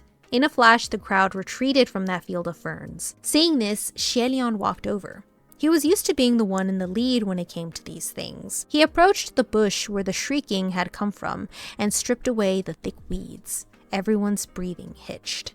Under the weeds, in the mud, there was a man's face. In this field, there was unbelievably a live human being buried in the mud. I just had like a vision of like a man buried and It was a nightmare sight, truly incomparably creepy. A couple of merchants screamed in fright, holding on to each other. Lian once again comforted them in a skilled and practiced manner. Don't panic, everyone calm down, it's only a face, nothing extraordinary. We all have faces, no? That face chuckled. Oh, did I scare you? I frequently scare myself too. After reassuring the others, Lian half-crouched and examined this face in the mud. It was a man's face. Quite flat when he wasn't smiling, but extremely wrinkled when he was. Lian couldn't tell whether he was old or young and couldn't say whether he was handsome or not. He couldn't make much of this face at all, so he simply asked directly, Who are you? The face in the mud asked back, Who are you?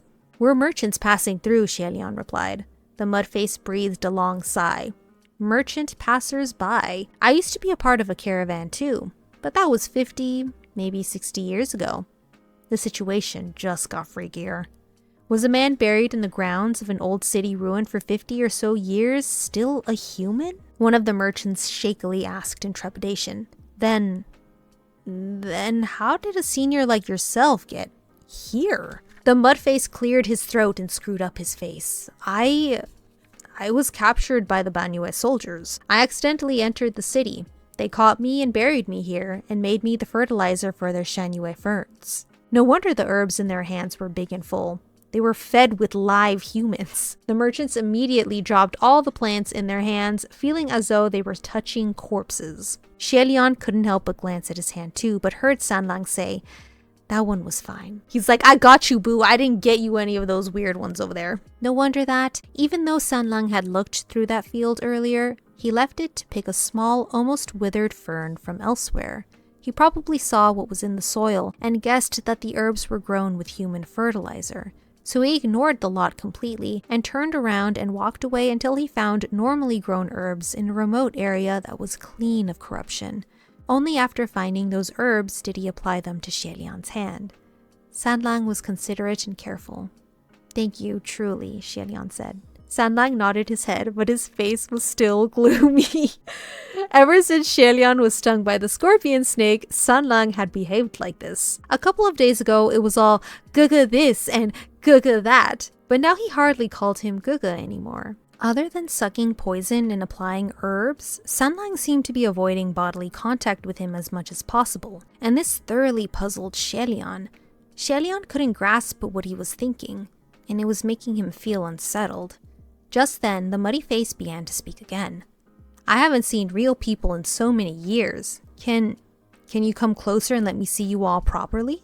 The merchants all looked at each other, everyone thinking they best not do what he asked. After a while, seeing no one stepped forward, the mudface muttered, What? You don't want to? What a shame. Why is it a shame? HUALIAN turned and asked. There's something that's been bothering me ever since you all arrived, the mudface said. So I wanted to confirm with my own 2 eyes, which is why I asked you to stand closer for me to see. I want to see each and every one of you clearly to make sure. To make sure of what? HUALIAN pressed. The mudface cackled. Don't be scared if I tell you. There's someone among you I've met before. 50 years ago. Hair raised on everyone's necks at that statement. If someone met this muddy face 50 years ago, they'd be at least 60 or 70 by now. But among the people present, the oldest definitely didn't look older than 40. So how was that possible? Unless that person wasn't really a person. HUALIAN gave a sweeping look across everyone's faces, from Ajao to Tiansheng. Some were in shock, some stricken with fear, some shaking with anxiety, some speechless and confused. Everyone's reaction was normal and within reason. If one had to pick the odd one out, it'd be Sanlang. But for him, no reaction was probably the normal reaction. HUALIAN turned back to face the mud. Who is this person you speak of? The facial muscles of that mud face twitched, and it gave an exceedingly freaky smile, as if it was giving its all to make itself look more reliable, but it couldn't fully conceal the sinister smirk hiding beneath. He beckoned mysteriously. You, come closer and I'll tell you. No! How about no? HUALIAN believed him 80% the first time the mudface asked, but after this, only 50%. Who knew if this monster was only luring them closer to commit some evil deed? Of course, HUALIAN wouldn't listen to him. He got to his feet and was about to walk away when the mudface raised his voice. Do you really not want to know who it is? He will kill all of you, the same way he killed us. Ooh. The next day. Okay, everyone. It is the 3rd day, I think. 3rd day. And we are going to be reading chapter 9. Daliying HUALIAN, Nightfall in Sinner's Pit. I already know what's gonna happen because I saw the show, but I know that Sanlang is gonna grab me by the neck and just God. Anyways, with my Animal Crossing Capri Sun, I will have the strength to go on. Okay, wait, I really want to drink some.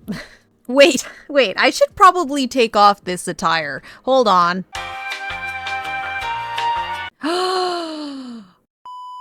The more adamant the mudface was, the more alarmed HUALIAN became.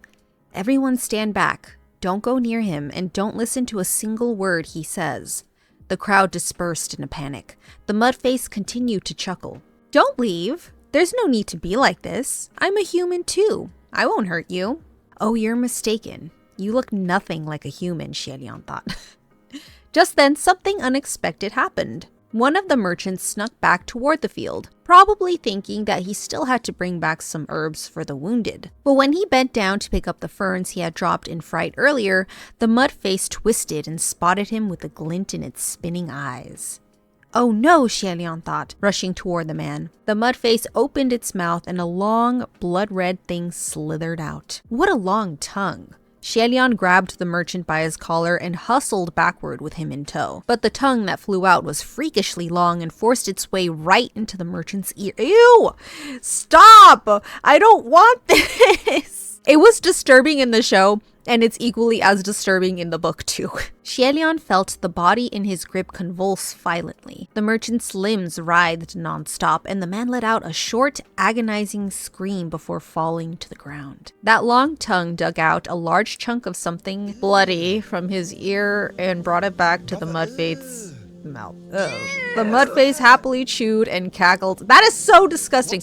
His laugh so disturbingly loud it filled the entire palace grounds. Please. His voice was sharp and shrill, his eyes bloodshot, horrible and disgusting to the extreme. This man, who had been buried for over 50 years in the ground of an evil-filled kingdom, had already been molded into its soil and became something other than human. HUALIAN loosened his grip on the deceased merchant, his entire arm shaking. He was about to strike the repulsive monster when the mudface screamed again. "General! General! They're here! They're here!" A deafening cry, more savage than that of a beast, echoed in the distance. A dark shadow dropped from the sky and landed heavily in front of HUALIAN. The entire palace grounds quaked on its landing. When it slowly stood up, its enormous shadow enveloped the entire group. This man was truly much too big. His face was as grim as steel, his expression ferocious and turbulent like that of a beast. He was at least 3 meters tall, clad in leather armor on his shoulders and chest. Rather than a man, one could say he was more like a walking wolf. Behind him, more and more similar forms appeared. 1, 2, 3... Over 10 of those men jumped off the roofs of the palace and surrounded them. Each one of these men was as large as a horse, built like a beast, with a sharp, tooth-covered mace on his shoulder. They might as well have been werewolves. When they circled around the intruders in the garden, it was like a large steel cage had fallen upon them.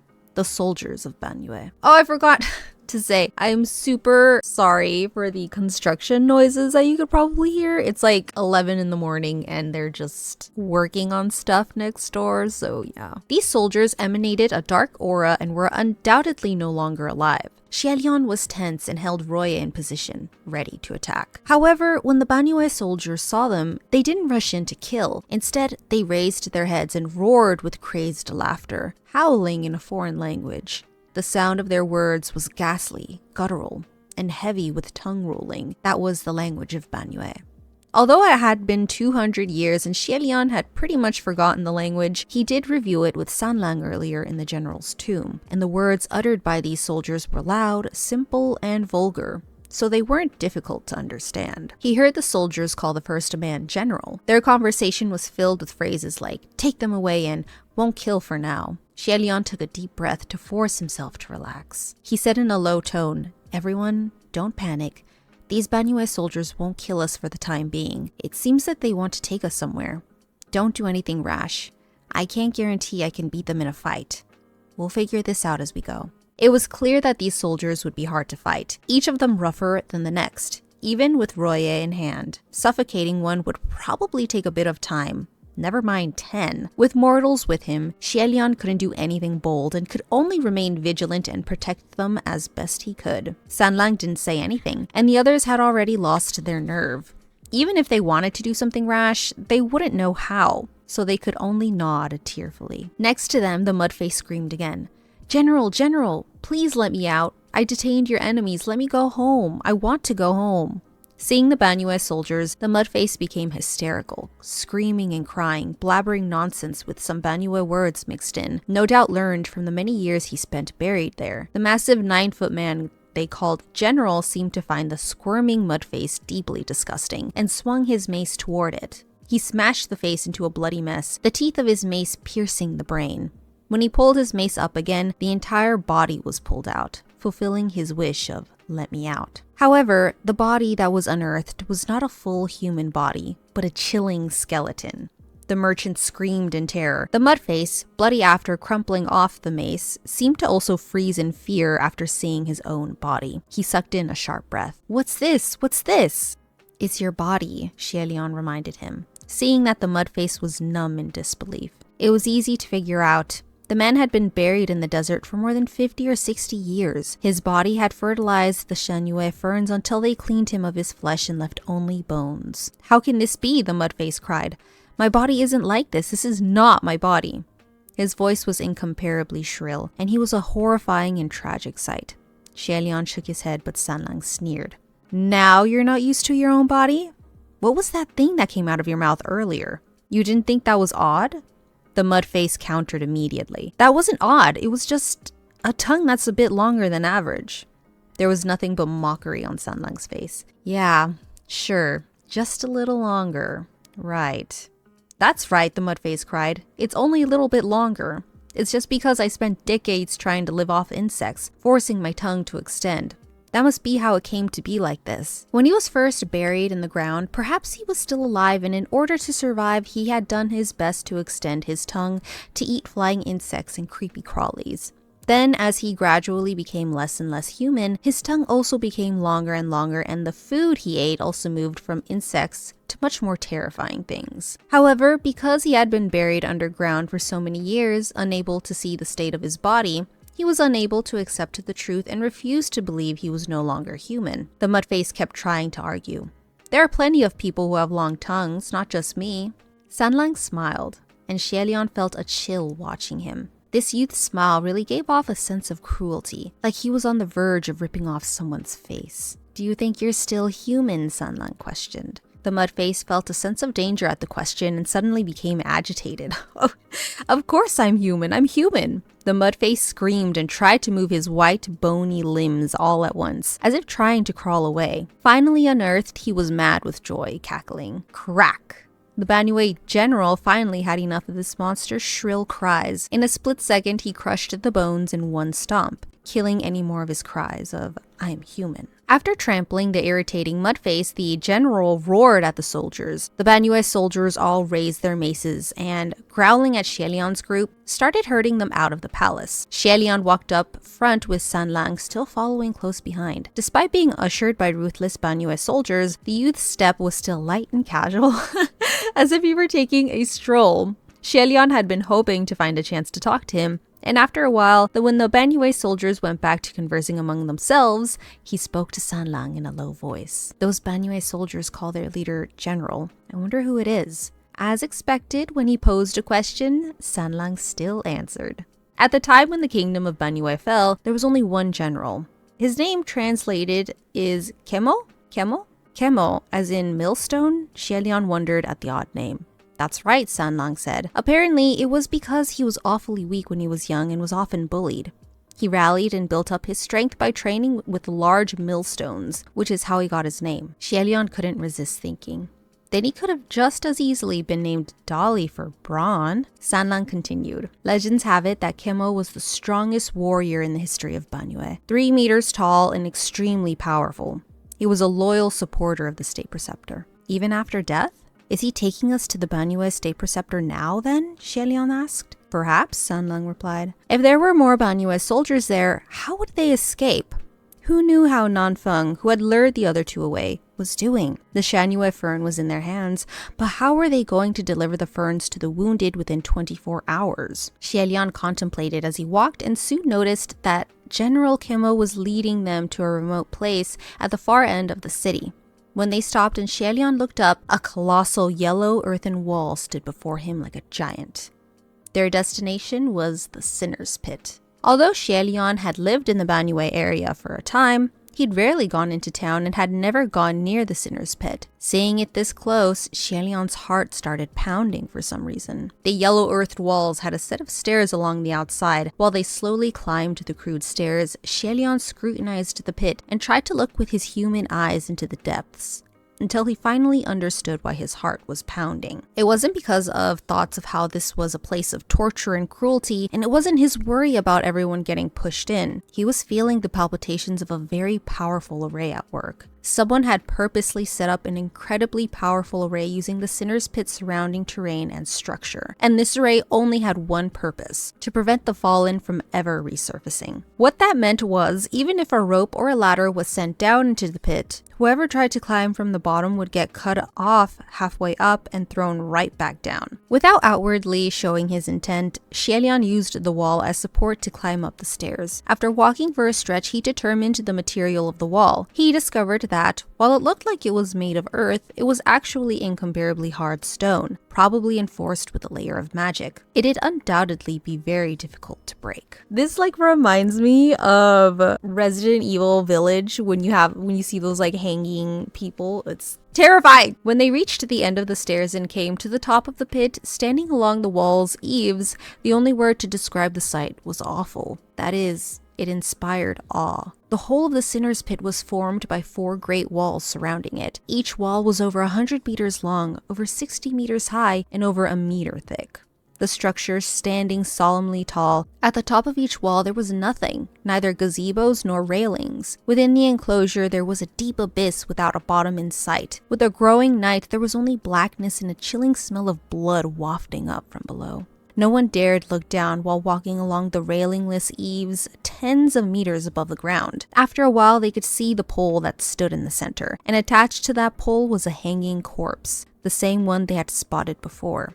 The corpse was a small, black-clad girl, her clothing tattered and head bowed. HUALIAN knew that this pole had been used specifically for hanging criminals that deserved shame and humiliation. The prison guards would usually strip the criminals of their clothing and hang the bodies naked. The criminals would die from starvation or dehydration, and after death, the corpse would be left to flail in the wind, scorch under the sun, and rot in the rain.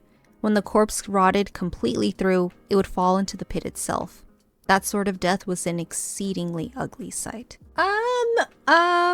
Wow, it just got dark real quick. No, it was getting progressively dark. The corpse of that girl didn't seem to be rotten, so it must not have been long since she died. Perhaps it was a local girl that the soldiers captured. What a cruel and vulgar thing to do to a young girl. Zhao, Cheng, and the others' faces blanched at the sight and paused in their steps, afraid to go forward. Kemo didn't force them onward either, but turned to the pit and let out a long cry. Why is he yelling? HUALIAN wondered. But his question was soon answered. From the bottom of the dark pit, there came wave after wave of roars in response to the cry. Like predatory beasts, like monsters, like tsunamis, hundreds upon thousands deafening to the ear. The walls trembled with the noise, making those standing on the eaves lose their balance. HUALIAN could clearly hear rocks and debris falling within. Only criminals were thrown into the sinner's pit. Were those the souls of the criminals answering Kemo? Kemo roared again and HUALIAN paid more attention, listening. This time, Kemo wasn't making meaningless noise, and he wasn't cursing either. Instead, he was giving encouragement. HUALIAN was very sure he heard the words, "my brothers." After roaring, Kemo turned to the soldiers, watching HUALIAN and the others, and shouted another command. HUALIAN understood. Kemo had said, "Just throw in 2 and detain the rest." The others might not have understood what was being said, but the intent of those soldiers was not hard to guess. Everyone looked as pale as ghosts. HUALIAN saw that a couple couldn't even stand upright anymore, shaking from fear. He stepped forward and said in a small voice, "Don't worry. If anything happens, I will go first." Oh shit! Wait, okay, we're almost there. HUALIAN thought that if they all must fall, he might as well be the first one to check things out. It couldn't be worse than venomous snakes and beasts or menacing ghosts. He couldn't die from the fall, from getting beaten, from bites, or from poison. As long as it wasn't lava or fire or some pool of corpse-dissolving water, it shouldn't be too terrible when he jumped down. That just reminds me of Chirong again. Man, he's everywhere!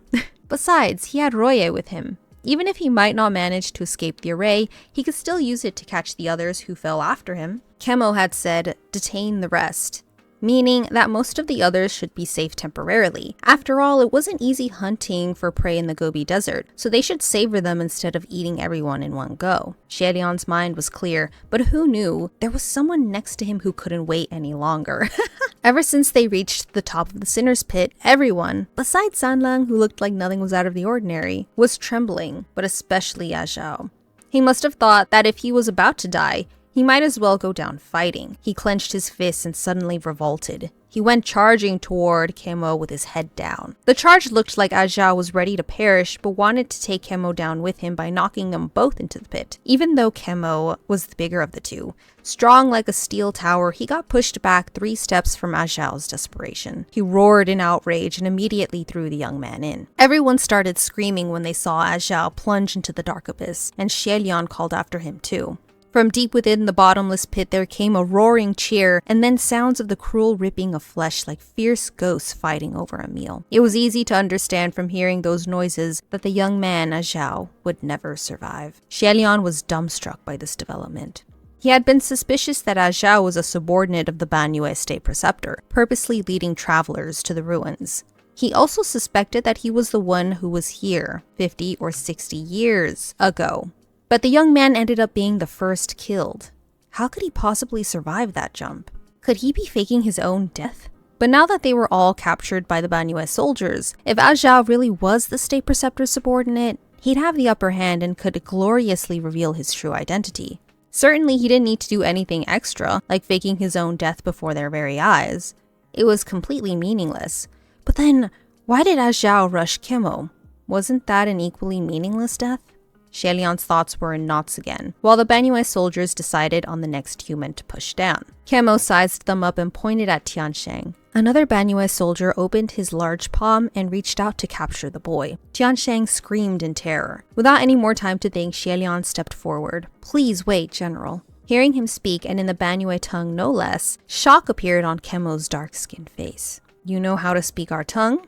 Where are you from? I'm from the Central Plains, HUALIAN replied. He would have also been fine with lying that he was also a citizen of Banyue, but that wouldn't have worked. With how rusty his Banyue dialect was, his lie would fall apart after conversing with Kemo for too long. Besides, it was also obvious from his appearance that he was a man of the Central Plains. The people of Banyue detested liars more than anything, so if HUALIAN was found out, the result would be much worse. Central Plains, Kemo questioned? Descendants of Yong'an? No, HUALIAN replied. The kingdom of Yong'an has long since fallen. There's no more Yong'an now. But to those of Banyue, all those who came from the Central Plains were pretty much the same, relatives of the descendants of Yong'an. The Banyue were annihilated by the army of Yong'an. So the moment he heard where HUALIAN was, Kemo's dark expression flashed with rage. Many of the Banyue soldiers also started growling, cursing vulgarly at him. HUALIAN listened, but it wasn't much more than despicable, liar, and throw him down. HUALIAN couldn't care less. Kemo demanded. Our kingdom disappeared in the Gobi over 200 years ago. You are not of our people. Why do you know our tongue? Who are you? HUALIAN couldn't help but steal a glance at the calm youth behind him, mentally hoping that if his lies fell apart later, maybe he could shamelessly ask Sanlang to save him. He cleared his throat and was ready to start jabbering nonsense when another series of enraged growls sounded from below. It seemed that whatever was down in the pit had finished ripping Ashao apart. Jeez Louise, man, that's But they were still hungry for more and cried out to convey their thirst for fresh blood. Kemo waved his hand again, ready to have Tiansheng thrown over, so HUALIAN spoke up. General, please take me first. Kemo must have never heard anyone request to go first before, and his eyes bulged like balls. He demanded in disbelief. You go first? Why? HUALIAN couldn't tell him the truth and say it was because he wasn't scared. He thought for a second and came up with a logical answer. General, they are innocent passing merchants. There's even a child among them. Kemo sneered. When your Yong'an army annihilated my kingdom, do you think we did not also have innocent merchants and children? The fall of the kingdom of Banyue was over 200 years ago, and since then, countless dynasties had come and gone. However, these were the dead for whom time had stopped. Hatred and grudges would not fade with the changing times. Kemo continued, You are very suspicious. I will need to question you. You are not going down. Throw in a different one. There was no helping it. HUALIAN was ready to jump if all else failed anyway. However, behind him, Sanlang stepped forward. HUALIAN's heart lurched and he looked back. With his arms crossed, the youth was nonchalantly looking down into the dark, bottomless sinner's pit with intrigued air. This wasn't a good sign, HUALIAN called out. Sanlang? Sanlang looked over at the sound of his call and smiled softly. It's fine. He took another step forward and was teetering dangerously on the brink. Both HUALIAN's head and heart started pounding. He called again, Wait, Sanlang, don't move!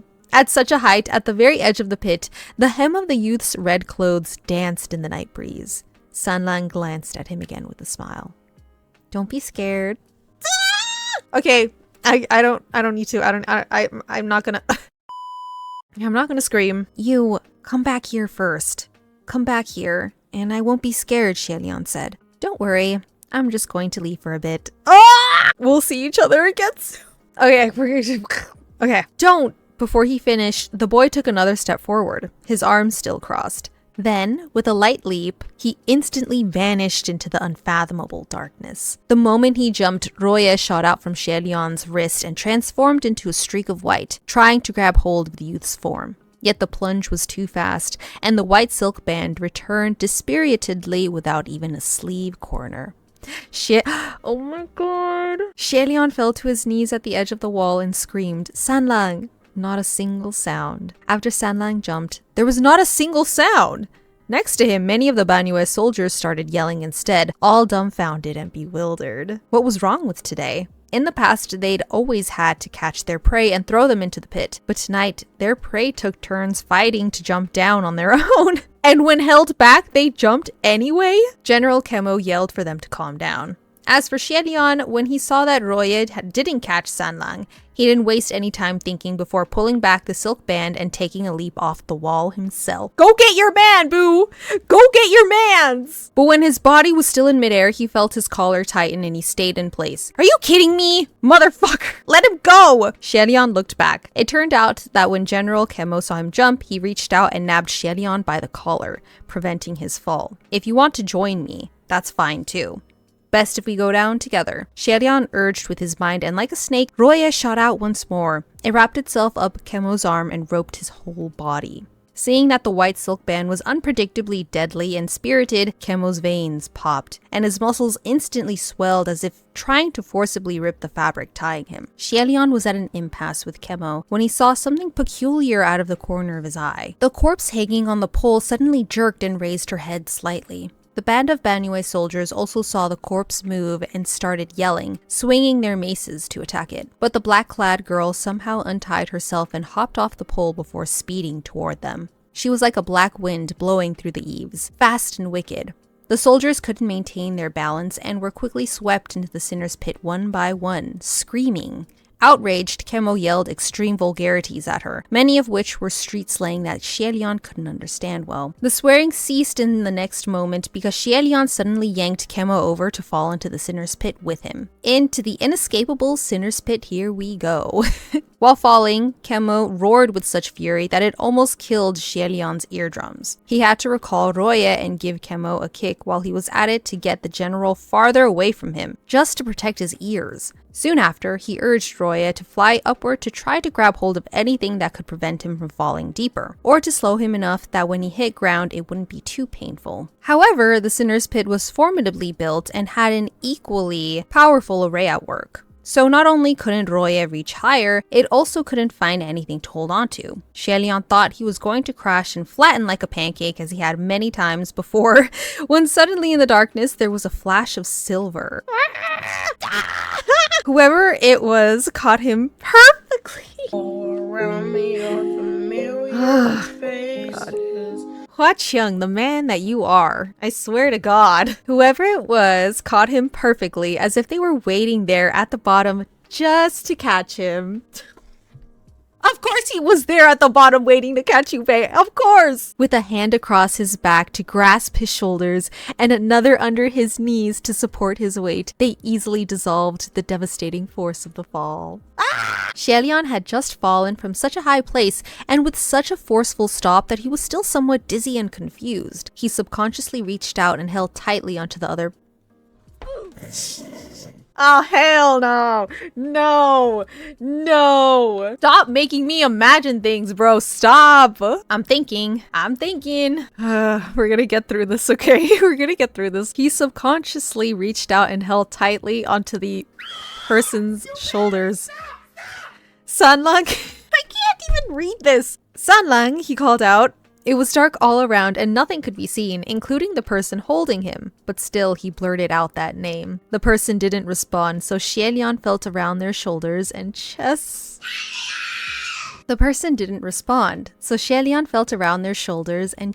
Hoping to confirm. Sanlang, is that you? Maybe it was because the stench of blood here at the bottom of the pit was heavy and disorienting. Who knew what was going through Xielian's head, but his hands continued to... Oh my God! His hands continued to roam upward until he reached a strong...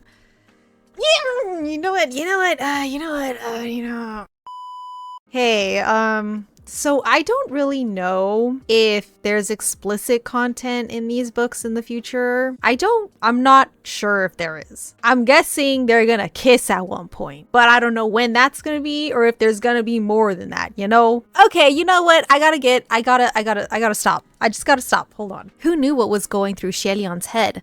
But his hands continued to roam upward until he reached a strong, hard Adam's apple. He snapped out of it in shock and immediately reprimanded himself, withdrawing his hands. It's Sanlang. Shit! It's Sanlang, right? Are you alright? Are you hurt? It took a moment before he heard the youth respond. Oh my God. You know what? I'm done. It took a moment before he heard the youth respond in a deep, low voice from somewhere very close to him. They ask you how you are, you just have to say that you're fine when you're not really fine. I'm fine. For some reason, HUALIAN thought that his voice was curiously different from before. Oh my god. It's his true voice! Woo! I don't know why I'm like crying right now. Sanlang, are you really alright? Okay, that's it. I'm crying now. I couldn't hold it. I'm sorry. I just love their love so much, you know? Oh my god. Sorry. I just really love HUACHYUG so much. And it was his birthday recently. He's a Gemini! Sanlang! And then HUALIAN's birthday is coming up. Okay. We have to read this. For some reason, HUALIAN thought that his voice was curiously different from before. Sanlang, are you really alright?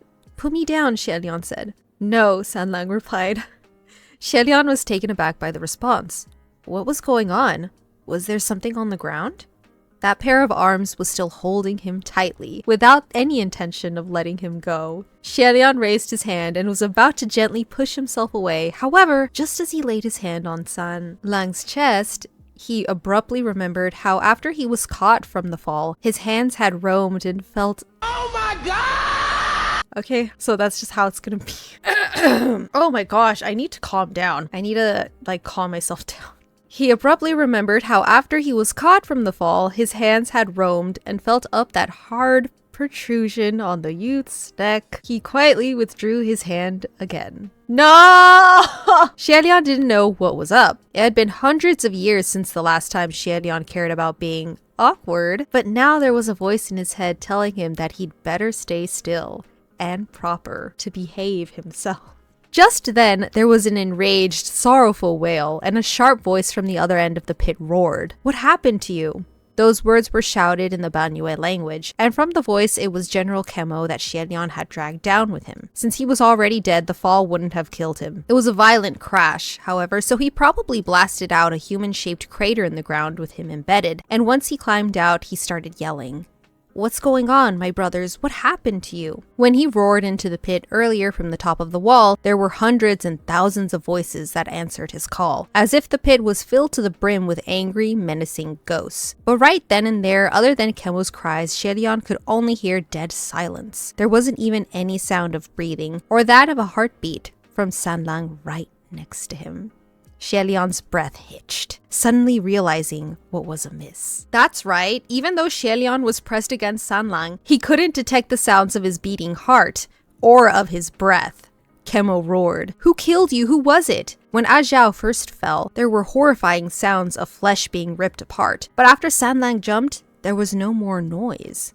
Who else could have done it? Although he couldn't see, HUALIAN could still sense danger rapidly approaching and jerked. Sanlang, watch out! Don't worry about him, Sanlang said, still holding HUALIAN tight. He made a small sidestep and spun around. In the dark, HUALIAN heard a series of fine clinking sounds. What am I gonna do when we get to the ghost realm and I see this man in all his freaking glory? What am I gonna do? Season 2 was just killer for me. Like, we got Windmaster, we got true form HUACHYUG. Like, literally, I don't know how I survived watching that. In the dark, HUALIAN heard a series of fine clinking sounds. Pleasant to the ear, clear and intense, swishing here and there. Kemo pounced to capture them but missed the first time. He whirled around to lunge again, but Sanlang easily sidestepped and dodged him again. HUALIAN's arms involuntarily climbed up Sanlang's chest once more and held on tight to his shoulders, subconsciously clutching at his clothes. Dude, I need to stop. I need to stop. But the arms carrying him were steady, even with all the spinning and sidestepping. The hold was still strong and secure. That's wonderful to know. That's just lovely. HUALIAN could feel something cold and hard on those arms that would poke at him every so often, and was a little confused. In the endless blackness, streaks of shimmering silver flashed everywhere, and sounds of sharp metal slicing wounds into flesh were accompanied by Kemo's angry roars. It was obvious that the Banyue general was heavily wounded by now, but as tough as he was, he refused to admit defeat and once again rushed toward them. HUALIAN called out, Roye! The silk band answered his call and shot out. A loud snap sounded above them. Kemo seemed to have been whipped high up in the air, then flipped and dropped to the ground. This fall made Kemo roar angrily.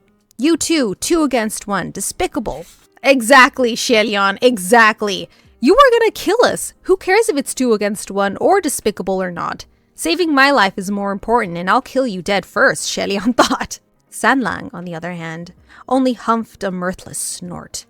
Even one-on-one you won't win. You don't have to fight. The last line was directed to Even one-on-one you won't win. You don't have to fight. The last line was directed to Xie, and in speaking it... Oh my god. And in speaking it, his voice was deeper, with none of the previous glib, mocking tone. All right, Xie responded, but also prompted him, Sanlang, why don't you put me down first? I'll be in your way like... He does not want to put you down, bae. He does not want to do that, okay? Oh my... See? Look! You're not in the way. Don't get down. This man, man. Jesus. Listen, I simp for a lot of people. I do. But whenever I read HUALIAN and what he does, I'm just like, damn, bro. You're not in the way. Don't get down, Sanlang said. Why can't I get down? Xie asked in spite of himself. This guy couldn't possibly enjoy fighting while carrying someone, could he? Oh, I think so. I think this is probably the happiest he's been in a very long time, Xie. This guy couldn't possibly enjoy fighting while carrying someone else, could he? He didn't need to go that far to look down on his opponent, did he? Sanlang's answer was only 2 words. Bro, how could anyone settle for anything less? I swear. Literally, the standards are just way too freaking high, man. Xie had never imagined that would be the answer, and said with such seriousness too. He thought it was a little funny, but it also made him feel inexplicably strange. Come on, bro. His chest growing slightly warm for some reason. You guys, this slow burn, he's falling in love. Oh my god. Oh my god. Okay. Oh, I can't even talk. Jesus. You can't possibly keep holding me like this. I'm ruining my desk setup because of you two, man. You can't possibly keep holding me like this. I could. Sanlang replied. Xie was only joking, but Sanlang's reply had no trace of... I don't know. I don't know what to do. I don't know what to do because I'm like frozen here just thinking. Suddenly, Xie didn't know how to respond. Me too, man! Me freaking too! I have no idea. While they were talking, Kemo never ceased to Oh yeah, he's there too. I totally forgot. Both of Sanlang's hands were holding him firmly, but something else was keeping Kemo at bay, whipping him to his defeat. While slowly backing off, he shouted, "That bitch made you two." He hadn't yet finished his words when a large boom sounded. The massive man fell to the ground, beaten to the point where he could no longer stand. Having heard this, Xie said, "Sanlang, don't kill him. We'll still need to question him if we want to get out of here." Sanlang indeed stopped his attacks and remained still. I wasn't planning on killing him anyway. Otherwise, he wouldn't have lasted till now. Dead silence returned anew to the bottom of Sinner's Pit. After a moment, Xie asked, "Sanlang, were you the one who did all this down here?" If nothing was visible in the darkness with such an overpowering stench of blood, such an aura of bloodlust and Kemo's madness and rage, there was another momentary silence before Xie heard Sanlang's response. "Yes," he said. It was the expected answer. Xie sighed. How should I say this? Xie chewed on his words and organized his thoughts before continuing in an earnest tone. "Sanlang, next time you see a pit like this, don't just jump in randomly. I couldn't even stop you. Really.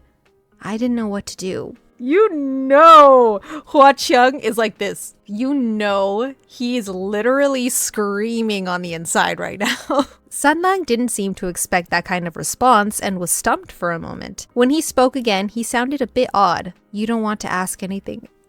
What else did you want him to ask you? You don't want to... Oh, even here! Even Xie is like, what else do you want me to ask? For example, whether I'm human, Sanlang replied. Are we going there right now? Xie rubbed his forehead. I don't think that's necessary. Is it not? Is it? It's not important whether you're human or not, HUALIAN said. Oh? HUALIAN crossed his own arms while being held in Sanlang's and replied, forming a friendship should depend on how well two people hit it off and how well their personalities match, not their identities. If I like you, you could be a beggar, and I'd still like you. Okay. Okay, yeah. Okay. If I dislike you, you could be the emperor and I'd still dislike you. Shouldn't it be like that? It's simple logic. So whether you're human or not is irrelevant. Do you know what you just said? Sanlang laughed out loud. Yeah, you're very right. Right? HUALIAN said, laughing along too. Okay. But the more he laughed, the more he felt something was off, and it came to him suddenly. He was still letting Sanlang carry him.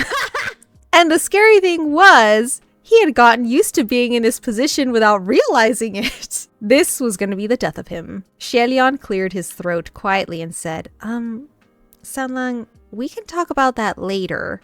Why don't you put me down first? Sanlang seemed to have flashed a smile and said, hold on. He carried HUALIAN and walked on for a bit before gently setting him down.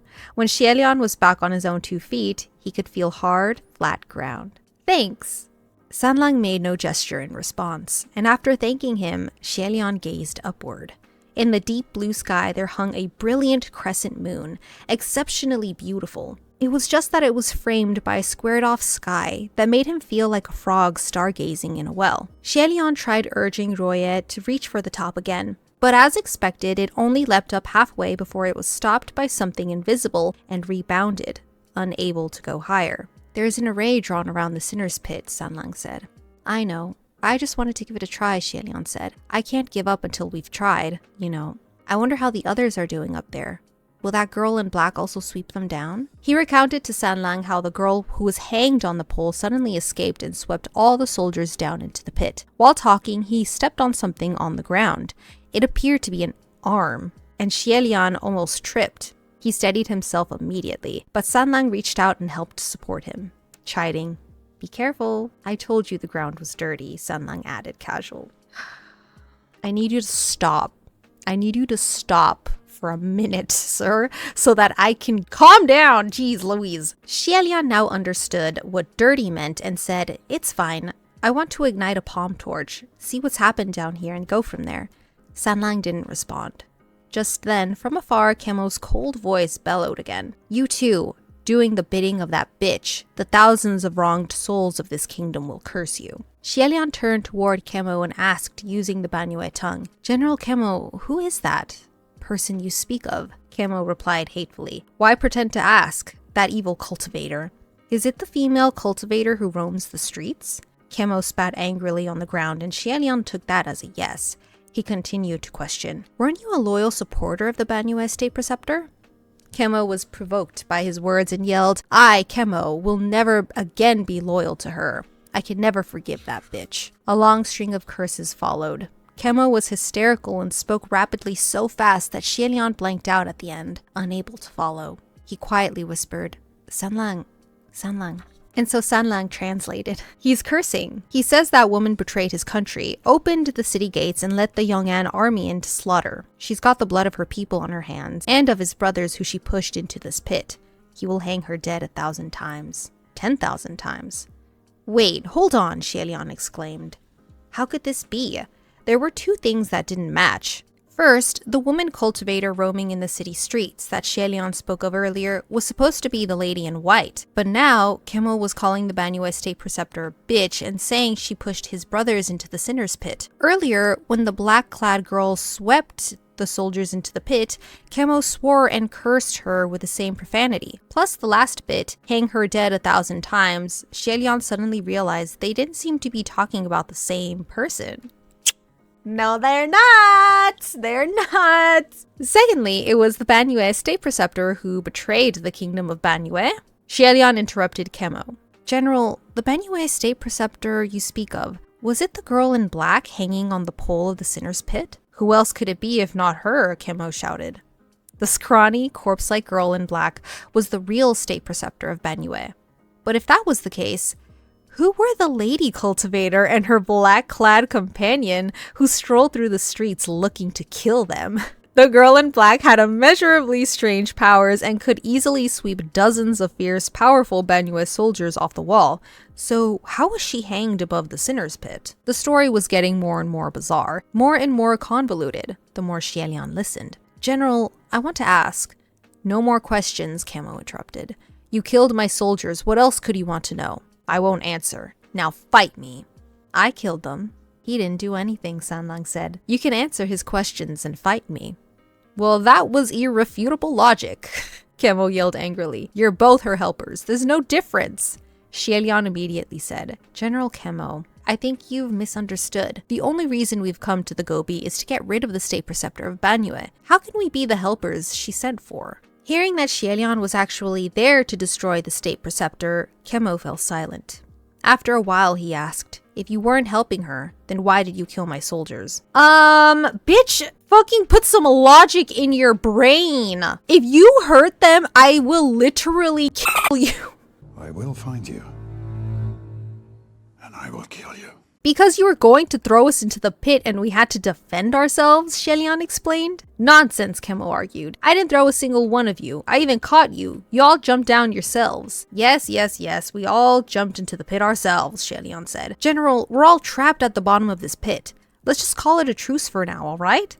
Why did that Banue State Preceptor open the city gates to let the enemies in? As if Camo would listen to reason, he said resentfully, you two are despicable.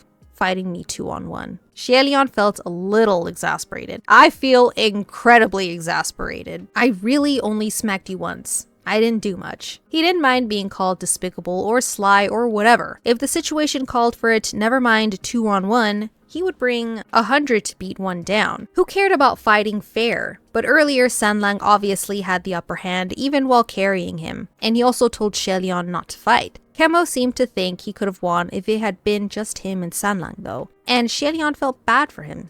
Still, it seemed Camo was the type who could easily be made to spill beans. HUALIAN would just have to go slow. Not a problem. You literally have the patience that I do not have.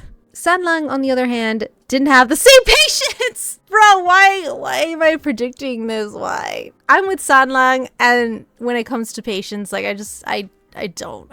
He said leisurely, you'd better answer his questions, for the sake of your soldiers. You already killed them, Camo said. It's pointless using them to threaten me.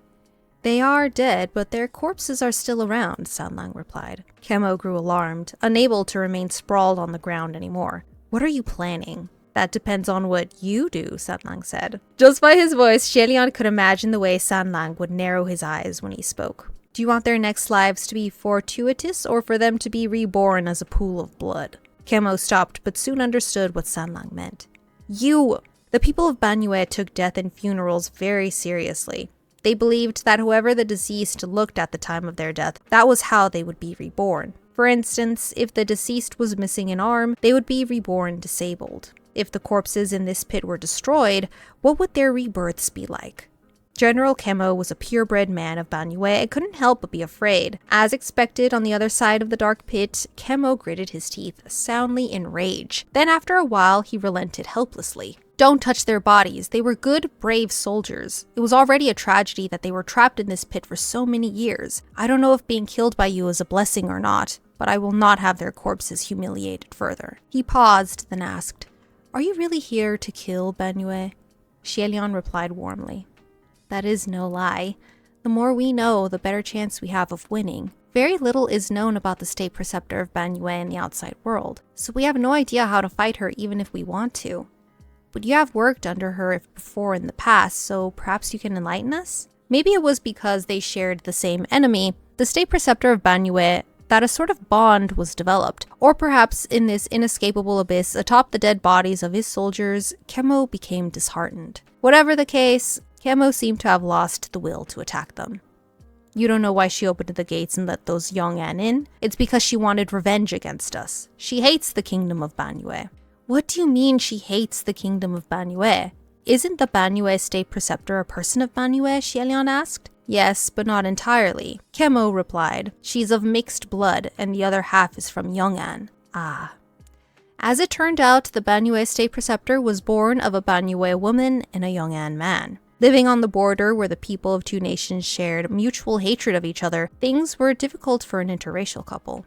After a few years, the Yong'an men had finally had enough and moved away from the border, back to affluent and peaceful Yong'an. Although it was an amicable divorce, the Banyue women soon passed away from heartache. They left behind a child, 6 or 7 years of age. Without any guardians, the child grew up missing meals. The couple had received cold shoulders everywhere when they were around, and now their daughter also received contempt wherever she went. The people of Banyue were tall and brawny and saw beauty in strength and liveliness, but this girl was born of mixed blood and appeared small and scrawny among the Banyue children. She grew up bullied and became more and more sullen. The Banyue children wouldn't play with her, though there were some Yong'an children who did pay attention to her. When this little mixed blood girl was about 10, a riot broke out at the border and the two armies fought. That battle took many lives, and afterward, the little girl disappeared. She had neither friends nor family in Banyue, so no one noticed or cared when she vanished. However, the next time she appeared, it was a different story. In those years, she walked thousands of miles and single-handedly crossed the Gobi Desert to Yong'an. No one knew what kind of encounters she'd had, but when she returned, she had learned black magic and could control the venomous creature most feared by the citizens of Banyue, the scorpion snakes. Upon her return, though many were impressed, many were also afraid. That was because the girl's personality never changed. She was still gloomy and unsociable. There were also many who bullied her in the past, so if she were to enter the palace and become a high-ranking official, wouldn't she one day seek revenge against them and cause trouble? I'm sure there were many people who spoke poorly of her, HUALIAN commented. Kemo humphed. It didn't stop at ill talk. They went straight to the palace to advise the king, saying she was an evil messenger sent forth from the Scorpion Snake clan, here to bring ruin to the kingdom of Banyue, but none of them succeeded. She got them hanged first, HUALIAN guessed. Kemo was even more disgusted. You, man of Yong'an, why is your mind so full of depraved and vile developments? There was none of that. I protected her. HUALIAN was exasperated. I already said I'm not from Yong'an. All right, whatever. At the time, Kemo was already a distinguished, fierce warrior. There was an incident where he took his troops out to exterminate the nest of a band of desert bandits and brought the girl who had become the palace sorceress along. That group of bandits was strong, and they had built their lair below the sand. In that battle, both sides suffered casualties, and while Kemo stole the victory, the battle caused the lair below the sand to collapse. Between that and the coming of windstorms, they couldn't stay. Kemo retreated with some soldiers, but the other group, which included the sorceress, didn't manage to escape. Once they had retreated to a safe point and waited out the sandstorm, Kemo returned anew, hoping to dig out the soldiers to bury them properly. Yet who knew that when he got there, he found that the sorceress had, by her power alone, dug out a sizable hole and managed to drag all the surviving, wounded soldiers in to hide away from the winds. All the bodies of the dead were dug up too and laid out in neat order. She had done this all by herself. When they got there, the sorceress's body was stained with blood, but still she guarded the entrance to that hole silently, hugging her knees and waiting for them like a little lone wolf. After that incident, I thought she was a good woman who acted on principle, Kemo said. I believed that she never had any intention of harming the kingdom of Banyue, so I became her guarantor with all my might and fought back against all those malicious voices. In addition, Kemo himself had been bullied growing up and could understand her strife, so naturally he paid more attention to her. The more attention he paid, the more he realized just how powerful this girl was. Thus, he endorsed her all the way, helping her reach the position of State Preceptor, while he became the one later recorded as the most loyal supporter of the State Preceptor of Banyue. This lasted until another war broke out, and the kingdom of Yong'an sent armies to annihilate the kingdom of Banyue. 3 hours later. And we're back. Okay, I had to run some errands, but we're going to finish the rest of this chapter. This lasted until another war broke out, and the kingdom of Yong'an sent armies to annihilate the kingdom of Banyue. With the two armies' conflict at a lengthy standstill, she conducted a grand ceremony to pray to the heavens, saying it was to bring blessings upon us Banyue soldiers, Kemo said. Thus the soldiers' will to kill was whipped up, their battle spirits inflamed, and they defended the city gates to the death. There were arrows, giant boulders, boiling oil, swords and blades. The slaughter was endless and massive. Yeah, unexpectedly, just as the fighting was at its peak, this state preceptor suddenly opened the city gates. With the gates wide open, millions of enemy troops swarmed into the city like mad. As the iron cavalry trampled past, the entire walled city instantly became a ritual of blood. Chemo, who was fighting hard against their enemies, went mad with rage when he heard that the state preceptor had opened the gates. But no matter how tough he was, one could not win alone against so many. Chemo gritted his teeth. I only learned right then that she had long been colluding with the enemy general and agreed to let their troops in at that moment. But even if I was destined to die in battle, before I died, I was going to kill that traitor no matter what. So I sent a troop of soldiers to charge up the city tower, and we dragged her down and hung her dead over the sinner's pit. Hung on that pole. After the enemy troops passed, the kingdom of Banyue became a dead realm. The state preceptor and the general who died in the battle also became trapped within the ruins, both keeping watch over the other in mutual grudge and hate. So, HUALIAN said, General Chemo, you led the Banyue soldiers under you to search for that shadow, the state preceptor, everywhere, and every time you capture her, you hang her dead over the sinner's pit? It won't be enough even if we hang her dead 1,000 times, 1,000,000 times, Chemo exclaimed. Because she's been apprehending all my soldiers who turned wrath and throwing them in the sinner's pit. She's set up a powerful array around the pit that only she herself can break. Once you fall, you can never climb back up.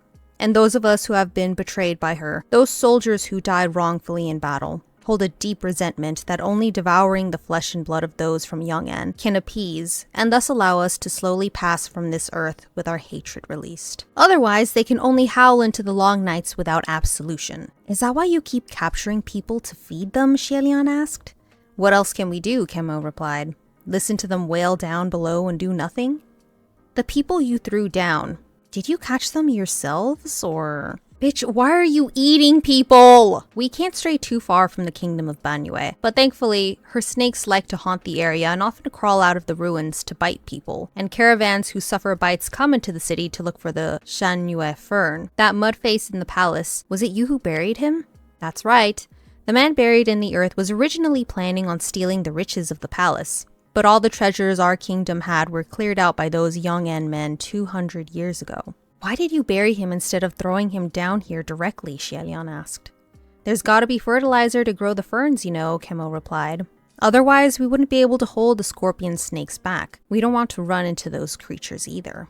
That's not right, HUALIAN thought. If Chemo and his party consciously knew to grow and fertilize Shangyue ferns, going as far as using live humans as fertilizer, then it was clear that even though they were no longer alive, their fear of those scorpion snakes never was still strong. In that case, that fear must have been even greater while they were alive. If that Banyue state preceptor could control a murder weapon as great as those scorpion snakes, then how was she so easily dragged down the city tower by a bunch of soldiers and hanged to death? According to Chemo, in the past 200 or so years, he had captured the state preceptor over and over and hanged her dead repeatedly. Either way, HUALIAN felt that if it were him, and he had such a killing weapon in his hands, he would never allow the enemy the chance to come near him. And regarding the scorpion snakes that would slither out of the ruins to bite people, was that an accident?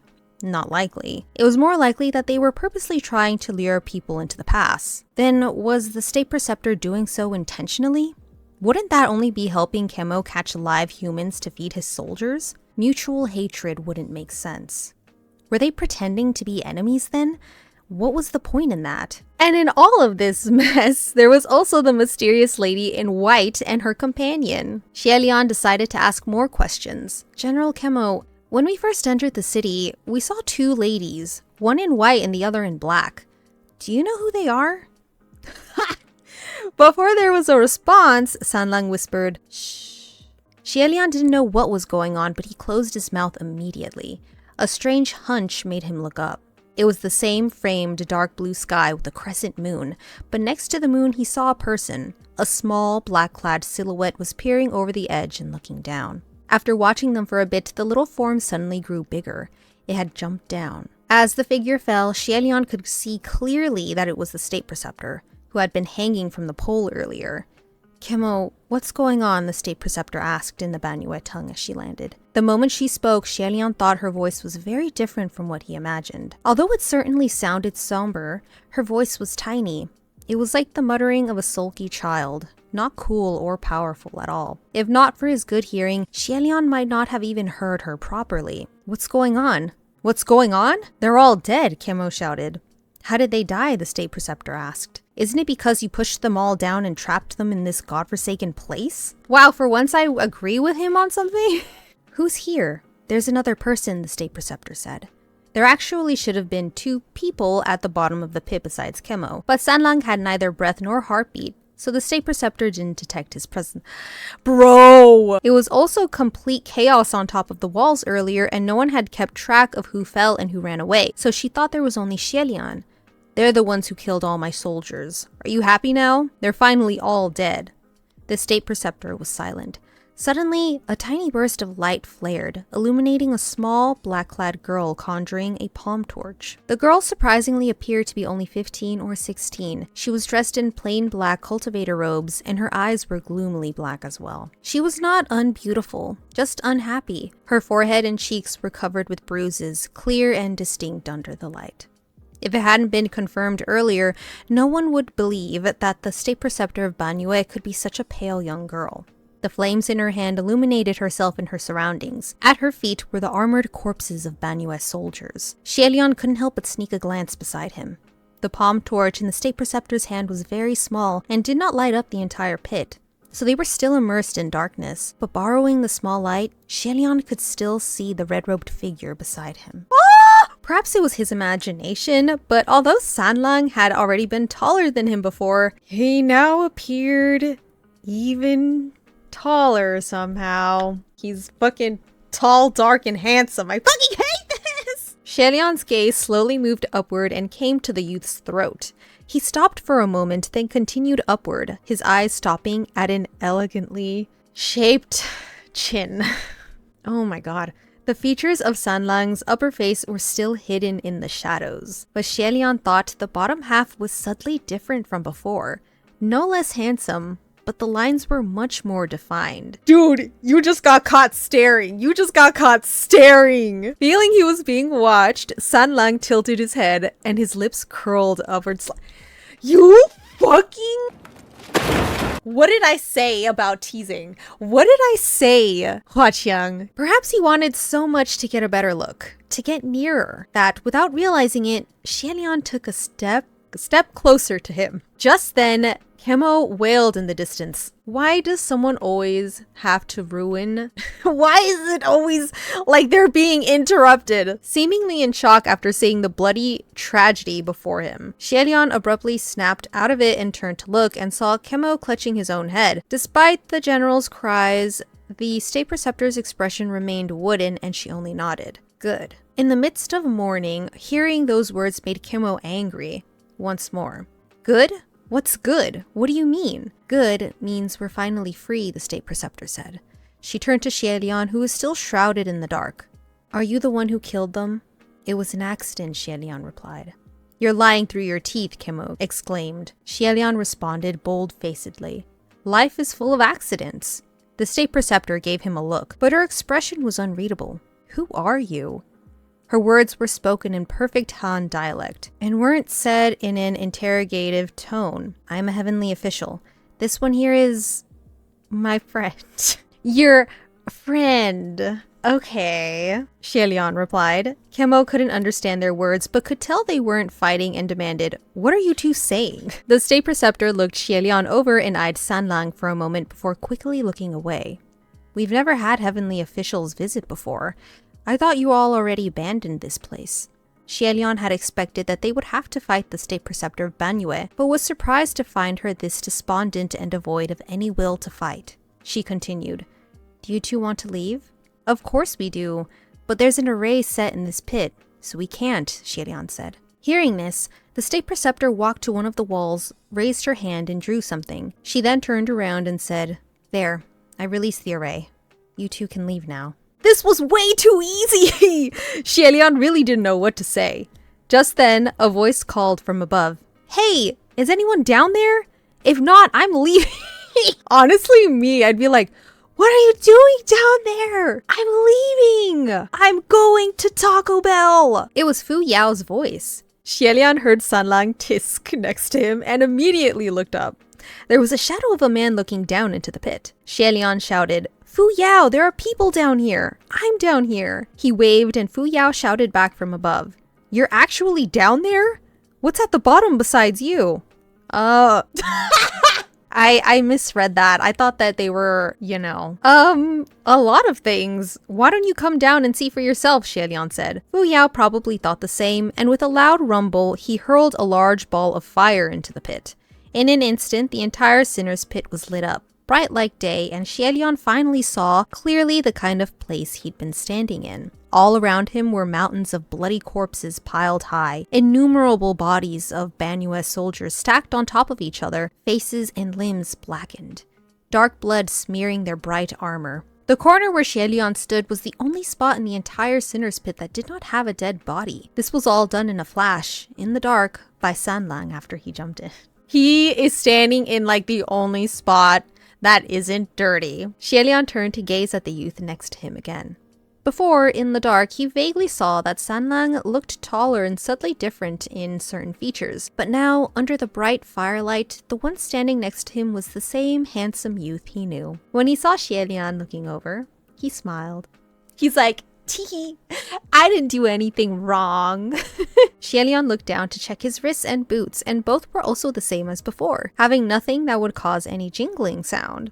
Just then, Xielian heard a muffled noise. God. Okay, every time I imagine HUALIAN and just all of his glory, I'm just like, damn, that's a very nice looking man. It was the sound of Fu Yao jumping down. "Weren't you looking after the merchants?" Xielian asked.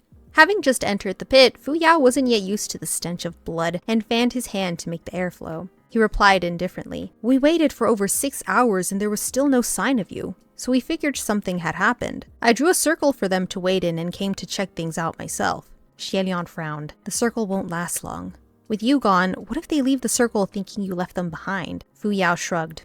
8 horses can't pull back a man who really wants to seek death. I can't stop stubborn people, so I won't try. What's with those two over there? Who's who? Fu Yao was on high alert, his guard raised against the 2 unknowns, but he soon discovered in astonishment that Kemo was already heavily wounded on the ground, barely able to stand, and the State Preceptor of Banyue was quiet with her head hung low. That one is the General of Banyue, and the other one is the State Preceptor of Banyue. Right now they're...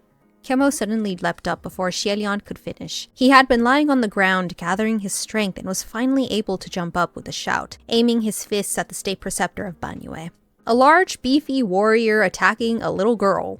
Normally, Xielian would never allow that sort of thing to happen before him, but Kemo had every reason to hate the State Preceptor, and she could defend herself perfectly well. However, she didn't, and allowed herself to be thrown around like a broken rag doll. Kemo shouted at the State Preceptor, "Where are your scorpion snakes? Come on, let them bite me to death too. Give me that release." The State Preceptor gloomily replied, "Kemo, my snakes don't listen to me anymore." "Then why don't they kill you?" he scoffed. "I'm sorry, Kemo," the State Preceptor apologized softly. "Do you really hate us that much?" The State Preceptor shook her head and Kemo became angrier. "You're going to be the death of me. If you don't hate us, why do you betray us? You shameless spy, disgusting mole, traitor." Fu Yao watched him strike harder and harder. The blows were all single-sided and he couldn't help but frown. What are they saying? Shouldn't we stop them? Xielian couldn't watch anymore either and rushed forward to stop Kemo. General, why don't you tell us who that Yong'an thug really is and we'll..." Suddenly, the State Preceptor seized his wrist. The grip was hard and came unexpectedly, and Xielian's heart dropped, thinking she was going to attack him. But when he looked back down at her, the State Preceptor was on all fours on the ground. There was a small bruise at the corner of her mouth, and her head was raised, staring at him intently. She didn't say a single word, but her dark eyes were intense with the fire of life. This demeanor overlapped with an image from a far-gone memory. After a pause, Xielian blurted, "It's you?" The State Preceptor also called, "General Hua?" This back and forth stunned everyone in the pit. Fu Yao rushed forward, knocked Kemo out with a punch, and demanded, "You two know each other?" I love that he, is so worried for Xielian. He's so done with the situation, but he's still like, my priority is Xielian. Xielian didn't have the time to answer him, however. He knelt down, gripped the shoulders of the State Preceptor, and examined her face. They'd been standing too far apart before, and he couldn't see clearly. Plus, it had been over 200 years. This girl had matured in that time, and for many reasons, he didn't recognize her at first. But now that he looked again properly, it was the same face from his memories. HUALIAN couldn't speak for the longest time, and it was a good moment before he sighed. Banyue? The state preceptor quickly clutched at his sleeves, surprisingly a little excited. It's me! General Hua, do you still remember me? Of course I remember you, but... HUALIAN gazed at her for a moment and sighed. But what have you done to yourself? When she heard that, the state preceptor's eyes suddenly filled with pain. I'm sorry, Captain. I messed up, she muttered. In that exchange, there was General this, Captain that, making it glaringly obvious to the bystanders. Fu Yao was dumbstruck. Captain? General? You? How did this happen? Then the tomb of the general is... HUALIAN nodded. My tomb. Didn't you say you only came to collect scraps 200 years ago? Fu Yao questioned. This is a long story. That was originally the plan, HUALIAN answered. Around 200 years ago, due to certain reasons, HUALIAN couldn't muck around in the east anymore and decided to stay out of sight for a while. He had planned to cross the Cheng Ridge and head to the south to start a brand new life of scraps. Thus, he took up his compass and walked southward. But the more he walked, the more he thought woefully, why was the scenery all wrong? There should have been an abundance of trees and greenery, cities and life. So how come his path was becoming more desolate? However, HUALIAN pushed his suspicions aside and stubbornly continued. He walked and came upon the Gobi Desert. It took a gust of wind blowing a fistful of sand into his face for HUALIAN to finally realize that his compass had long been broken. The direction it guided him that entire journey was wrong. Since there wasn't anything he could do about the whole thing, he thought that he might as well take this chance to visit the desert scenery, so he continued onward. The only difference was that he changed course slightly at the last minute for a destination to the northwest and finally arrived at the border, where he temporarily settled near the kingdom of Banyue. At first, I was just collecting junk or something in the area, HUALIAN said. But the border was troubled, and with so many skirmishes, there were often runaway soldiers, so the army would draft anyone to make up the numbers. So you were forced into the army? Sanlang asked. Yeah, HUALIAN replied, but doing anything was more or less the same, so it didn't matter to me. And then, after chasing away some bandits a couple of times, I somehow got promoted to captain. The ones who gave me face would call me General, too. Why did she call you General Hua? Fu Yao questioned. Your surname isn't Hua. Wait, I didn't even put 2 and 2 together. I didn't even think of that. What the fuck? Are you guys kidding me right now? Am I clueless? Yes. I'm freaking clueless, bro. Oh my god. HUALIAN waved his hand and said dismissively, Don't worry about it. I randomly made up a fake name at the time. I think it was Hua Xie. Hearing the name, Sanlang's face changed slightly, his lips faintly twitching. HUALIAN didn't notice, and of course you didn't notice, but I did. With a battle-torn border came many orphans. When I was free, I'd play with them sometimes. He's literally best boy. Literally. One of them was named Banyue. When there were bandits, HUALIAN was surely the bravest soldier, and no one dared block his way, nor even dared to stand beside him. But when there weren't, it was as if anyone could order him around. One day he went and sat by a wall to start a campfire, using his own helmet to cook. As he cooked, the smell of it drifted out, and a few enraged soldiers came and kicked over whatever it was he was cooking. HUALIAN picked up his helmet with a broken heart. But when he looked back, he saw a small, disheveled, grimy child crouched behind him. She was picking up the stuff knocked to the ground with her hands and stuffing it into her mouth without caring whether it was too hot. He was shocked. Don't! Wait, little kid, you... As expected, that little kid scarfed down a few lumps of the stuff she had picked off the ground and then dry-heaved harshly, crying loudly. HUALIAN was so shaken that he picked her up upside down and ran laps until all the stuff she ate came back out. Oh my gosh. After that was done, he crouched. That's one way to do it, I guess. He crouched down and wiped his sweat. Are you alright, little one? I'm so sorry, but don't ever tell your parents about this. And next time, don't pick up any more random stuff off the ground to eat. Wait, what are you doing now? That child's face was covered in tears, but still she went to pick food off the ground again, wanting to eat. It was only after HUALIAN grabbed her that he realized that the skin of this child's stomach was practically pressed to the back of her bones. When people were starved to that point, anything could be eaten. Even if it was disgusting to the point of tears, she would still eat it. Xielian had no choice and went to get her the last of his rations. After that incident, he would often see the child stalking him in the shadows nearby. In his memories, the little girl Banyue was always gloomy.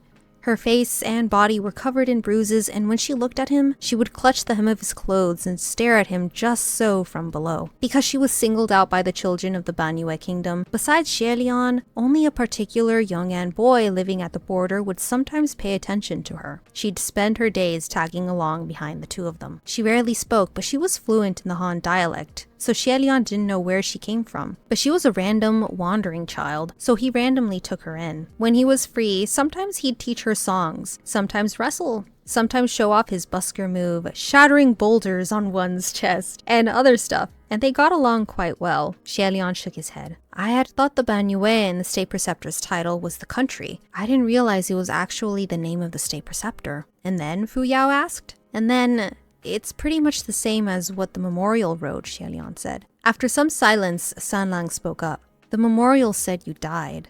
As for that memorial, Xielian was extremely bummed out. Weren't memorials usually full of praise and exaggerated good deeds to glorify the deceased? All those mentions of his demotions aside, why did it have to so seriously record the embarrassing way he died? While they were hiding away from the sandstorm and he read to this part, he could barely look at it straight on. If it wasn't for Sanlang, who also understood Banyue's script and was watching him, he would have pretended that section never existed. Having something like that written down, even he wanted to laugh at it. Never mind other people. And he didn't even have the nerve to ask those seeking shelter in his memorial not to laugh as they commented and joked about his epitaph. That made him feel really bummed. Xielian's forehead was becoming red from all the rubbing. Oh, that. Of course I didn't die. I faked it. Fu Yao had a face full of disbelief. He's like, bro, are you serious right now? What are you dragging me into all the time? Xielian explained himself. I got trampled too hard and couldn't get up, so there wasn't any option besides faking my death. Truthfully, Xielian couldn't quite remember exactly how he died, nor why that battle broke out in the first place. Only that it was over something petty. He really hadn't wanted to fight, and victory or defeat were meaningless. But by then, his rank could go no lower, and no one would listen to him. In the midst of battle, everyone saw red, so when he rushed out and both sides saw it was him, for some reason all the blades and swords went after him and cut him down. Bro, why? I just want people to be nice to Xielian. Is that too much to ask for? Fu Yao questioned. You must have been standing in the middle being an eyesore. And that raised the ire of both sides, right? Otherwise, why would people cut you down on sight? Besides, I'm sure you knew there were many who hated you. So why didn't you avoid them? Why did you have to charge in? I'm sure you could have avoided the whole thing if you'd wanted to.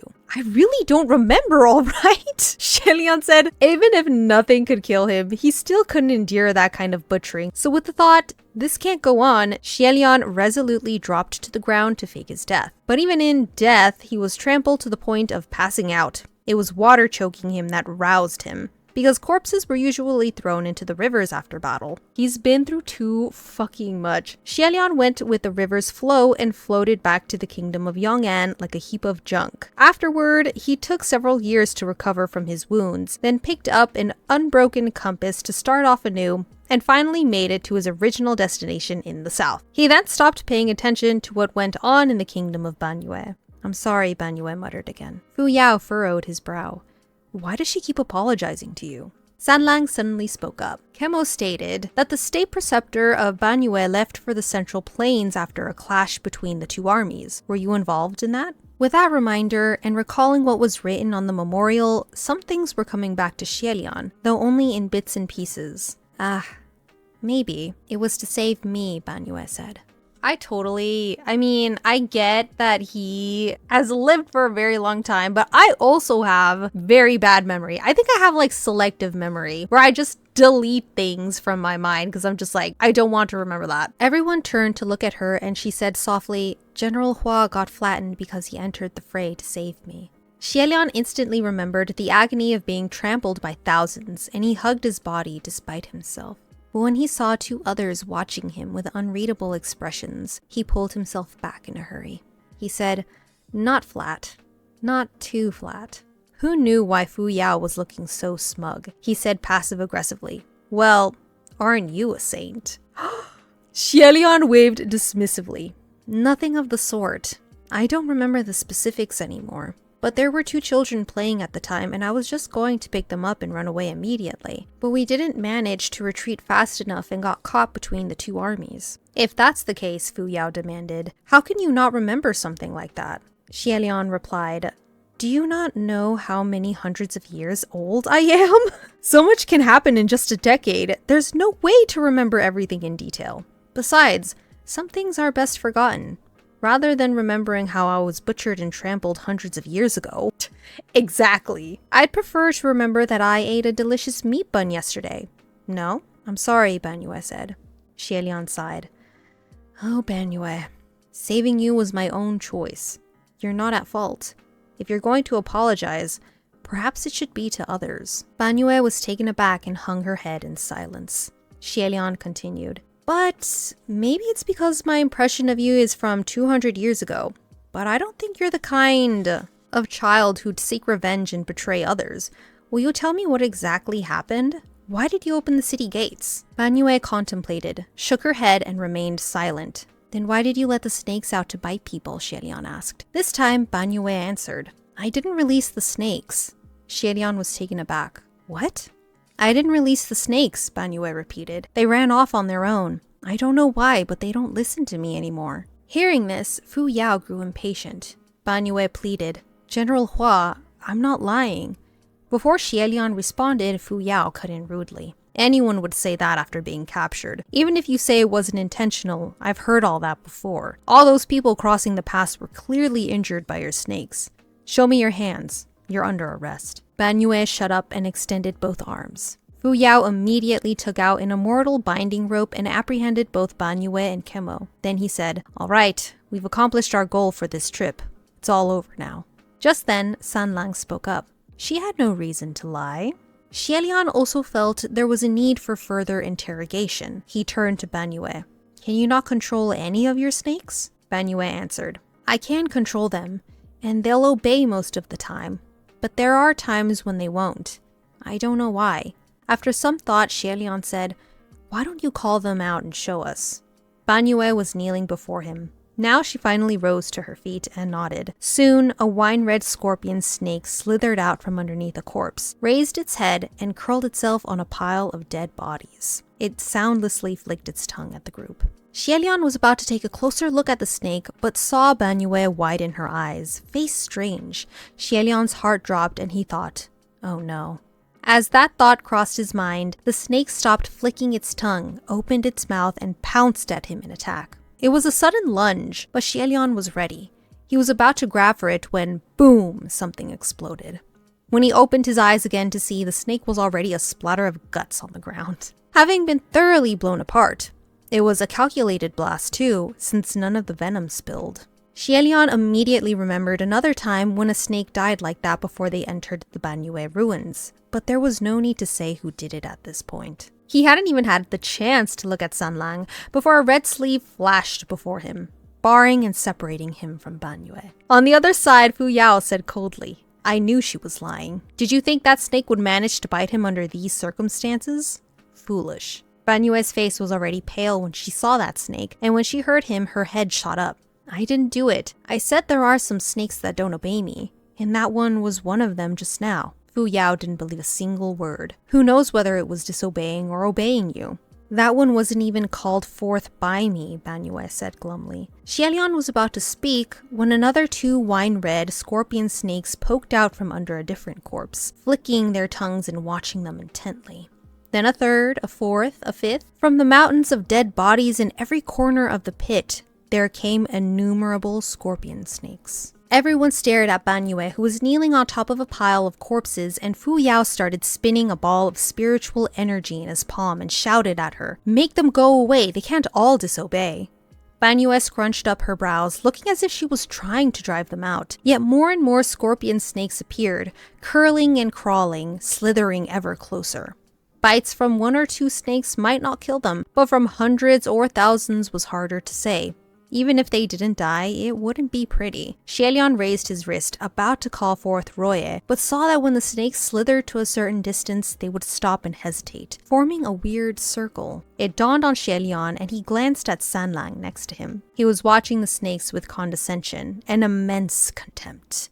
The scorpion snakes seemed to be able to read his eyes and didn't dare approach. They backed off bit by bit, lowering their heads as they did so, pressing their savage heads against the ground submissively like servants. But there seemed to be another power controlling them, not allowing them to abandon their attacks and leave completely. Thus, many of the snakes turned around and slithered toward Fu Yao. No, my boy! Fu Yao swung his hand, and a blast of flames burst from his sleeve, killing a circle of snakes and forcing back another. That wouldn't last long, however. HUALIAN said, "Let's get out of here first." Roye shot out from HUALIAN's arm and flew upward.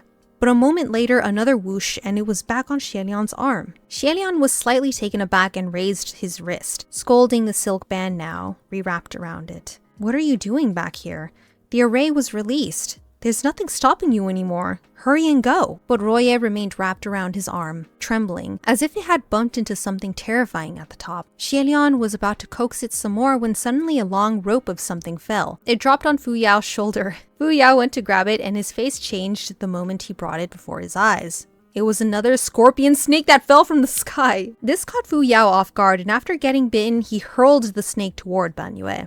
Even with her hands tied, she still reflexively tried to catch the snake, and after having caught it, the dark red snake curled itself up around her arm without attacking. Just then, another plop and a second scorpion snake landed on the ground. HUALIAN could guess why Roye refused to go up now. Borrowing the faint light of the moon, HUALIAN raised his head and only just barely saw this sight. Hundreds of little wine-red dots were falling rapidly into the sinner's pit. A snake deluge. The red dots were coming closer. HUALIAN yelled, "Fu Yao, fire! Shoot a stream of fire upward and get rid of them while they're still in the air." Fu Yao bit his palm to break the skin, swung his hand, and a series of blood drops shot out. An instant later, they transformed into a screen of fire that jetted up through the pit. Those sweeping flames rose over 30 meters and hung in midair, disintegrating all scorpion snakes that touched them, burning them to ash, dissolving the snake deluge. Temporarily safe, HUALIAN let out a breath of relief. "That was good, Fu Yao. Thank goodness for you." A spell like that evidently consumed an immense amount of spiritual power, and after one round, Fu Yao's face was pale. "I love Fu Yao so much." He turned around and ignited a ring of fire, dispelling the snakes on the ground, and shouted at Banyue, "And you say those snakes don't obey you? If you weren't controlling them, why wouldn't they attack you?" Sanlang laughed. "Maybe it's because of your bad luck? They didn't attack us either." Fu Yao turned to look at him, his eyes sharp and narrowed. HUALIAN could sense trouble. He'd somewhat established a theory about the current situation, but hadn't yet had time to sort through his thoughts, and HUALIAN didn't want to see the two of them start fighting now. "Let's figure out what's going on with those snakes first," HUALIAN said. "Let's charge out." Fu Yao sneered. "What's going on? Either the state preceptor of Banyue is lying, or the one next to you is causing trouble." HUALIAN glanced at Banyue, then at Sanlang and said, "I don't think it's either of them." His tongue was gentle but firm. It was the conclusion he came to after much thought. However, Fu Yao must have thought he was shielding them intentionally, and the face illuminated by the flames was unkind. HUALIAN couldn't tell if he was angry or laughing. "Your Royal Highness," Fu Yao said, "don't play pretend when you know the truth. Do you still remember your place? I'm sure you're already very aware of who exactly that cat next to you is. I refuse to believe you haven't realized it." Oh shit! Dude, don't make me, I cannot, okay, there are only 2 chapters left, and look at what this says! Okay, so there's one thing that I want to go back to. Okay, it's right here. This line right here is everything, okay? Because I feel like this right here indicates a lot about what he feels, what he's starting to feel. HUALIAN had never imagined that would be the answer, and said with such seriousness too. He thought it was a little funny, but it also made him feel inexplicably strange, his chest growing slightly warm for some reason. Okay, so it's been a long time since I've watched season 1, so I forgot a lot about what happened in Banyue. I'm getting a refresher here. I totally forgot that we meet Windmaster so early on. I totally forgot about that. I have no idea why. But literally, we are being fed with such intimate interactions. Hold on, where is it? Bro, are you kidding me right now?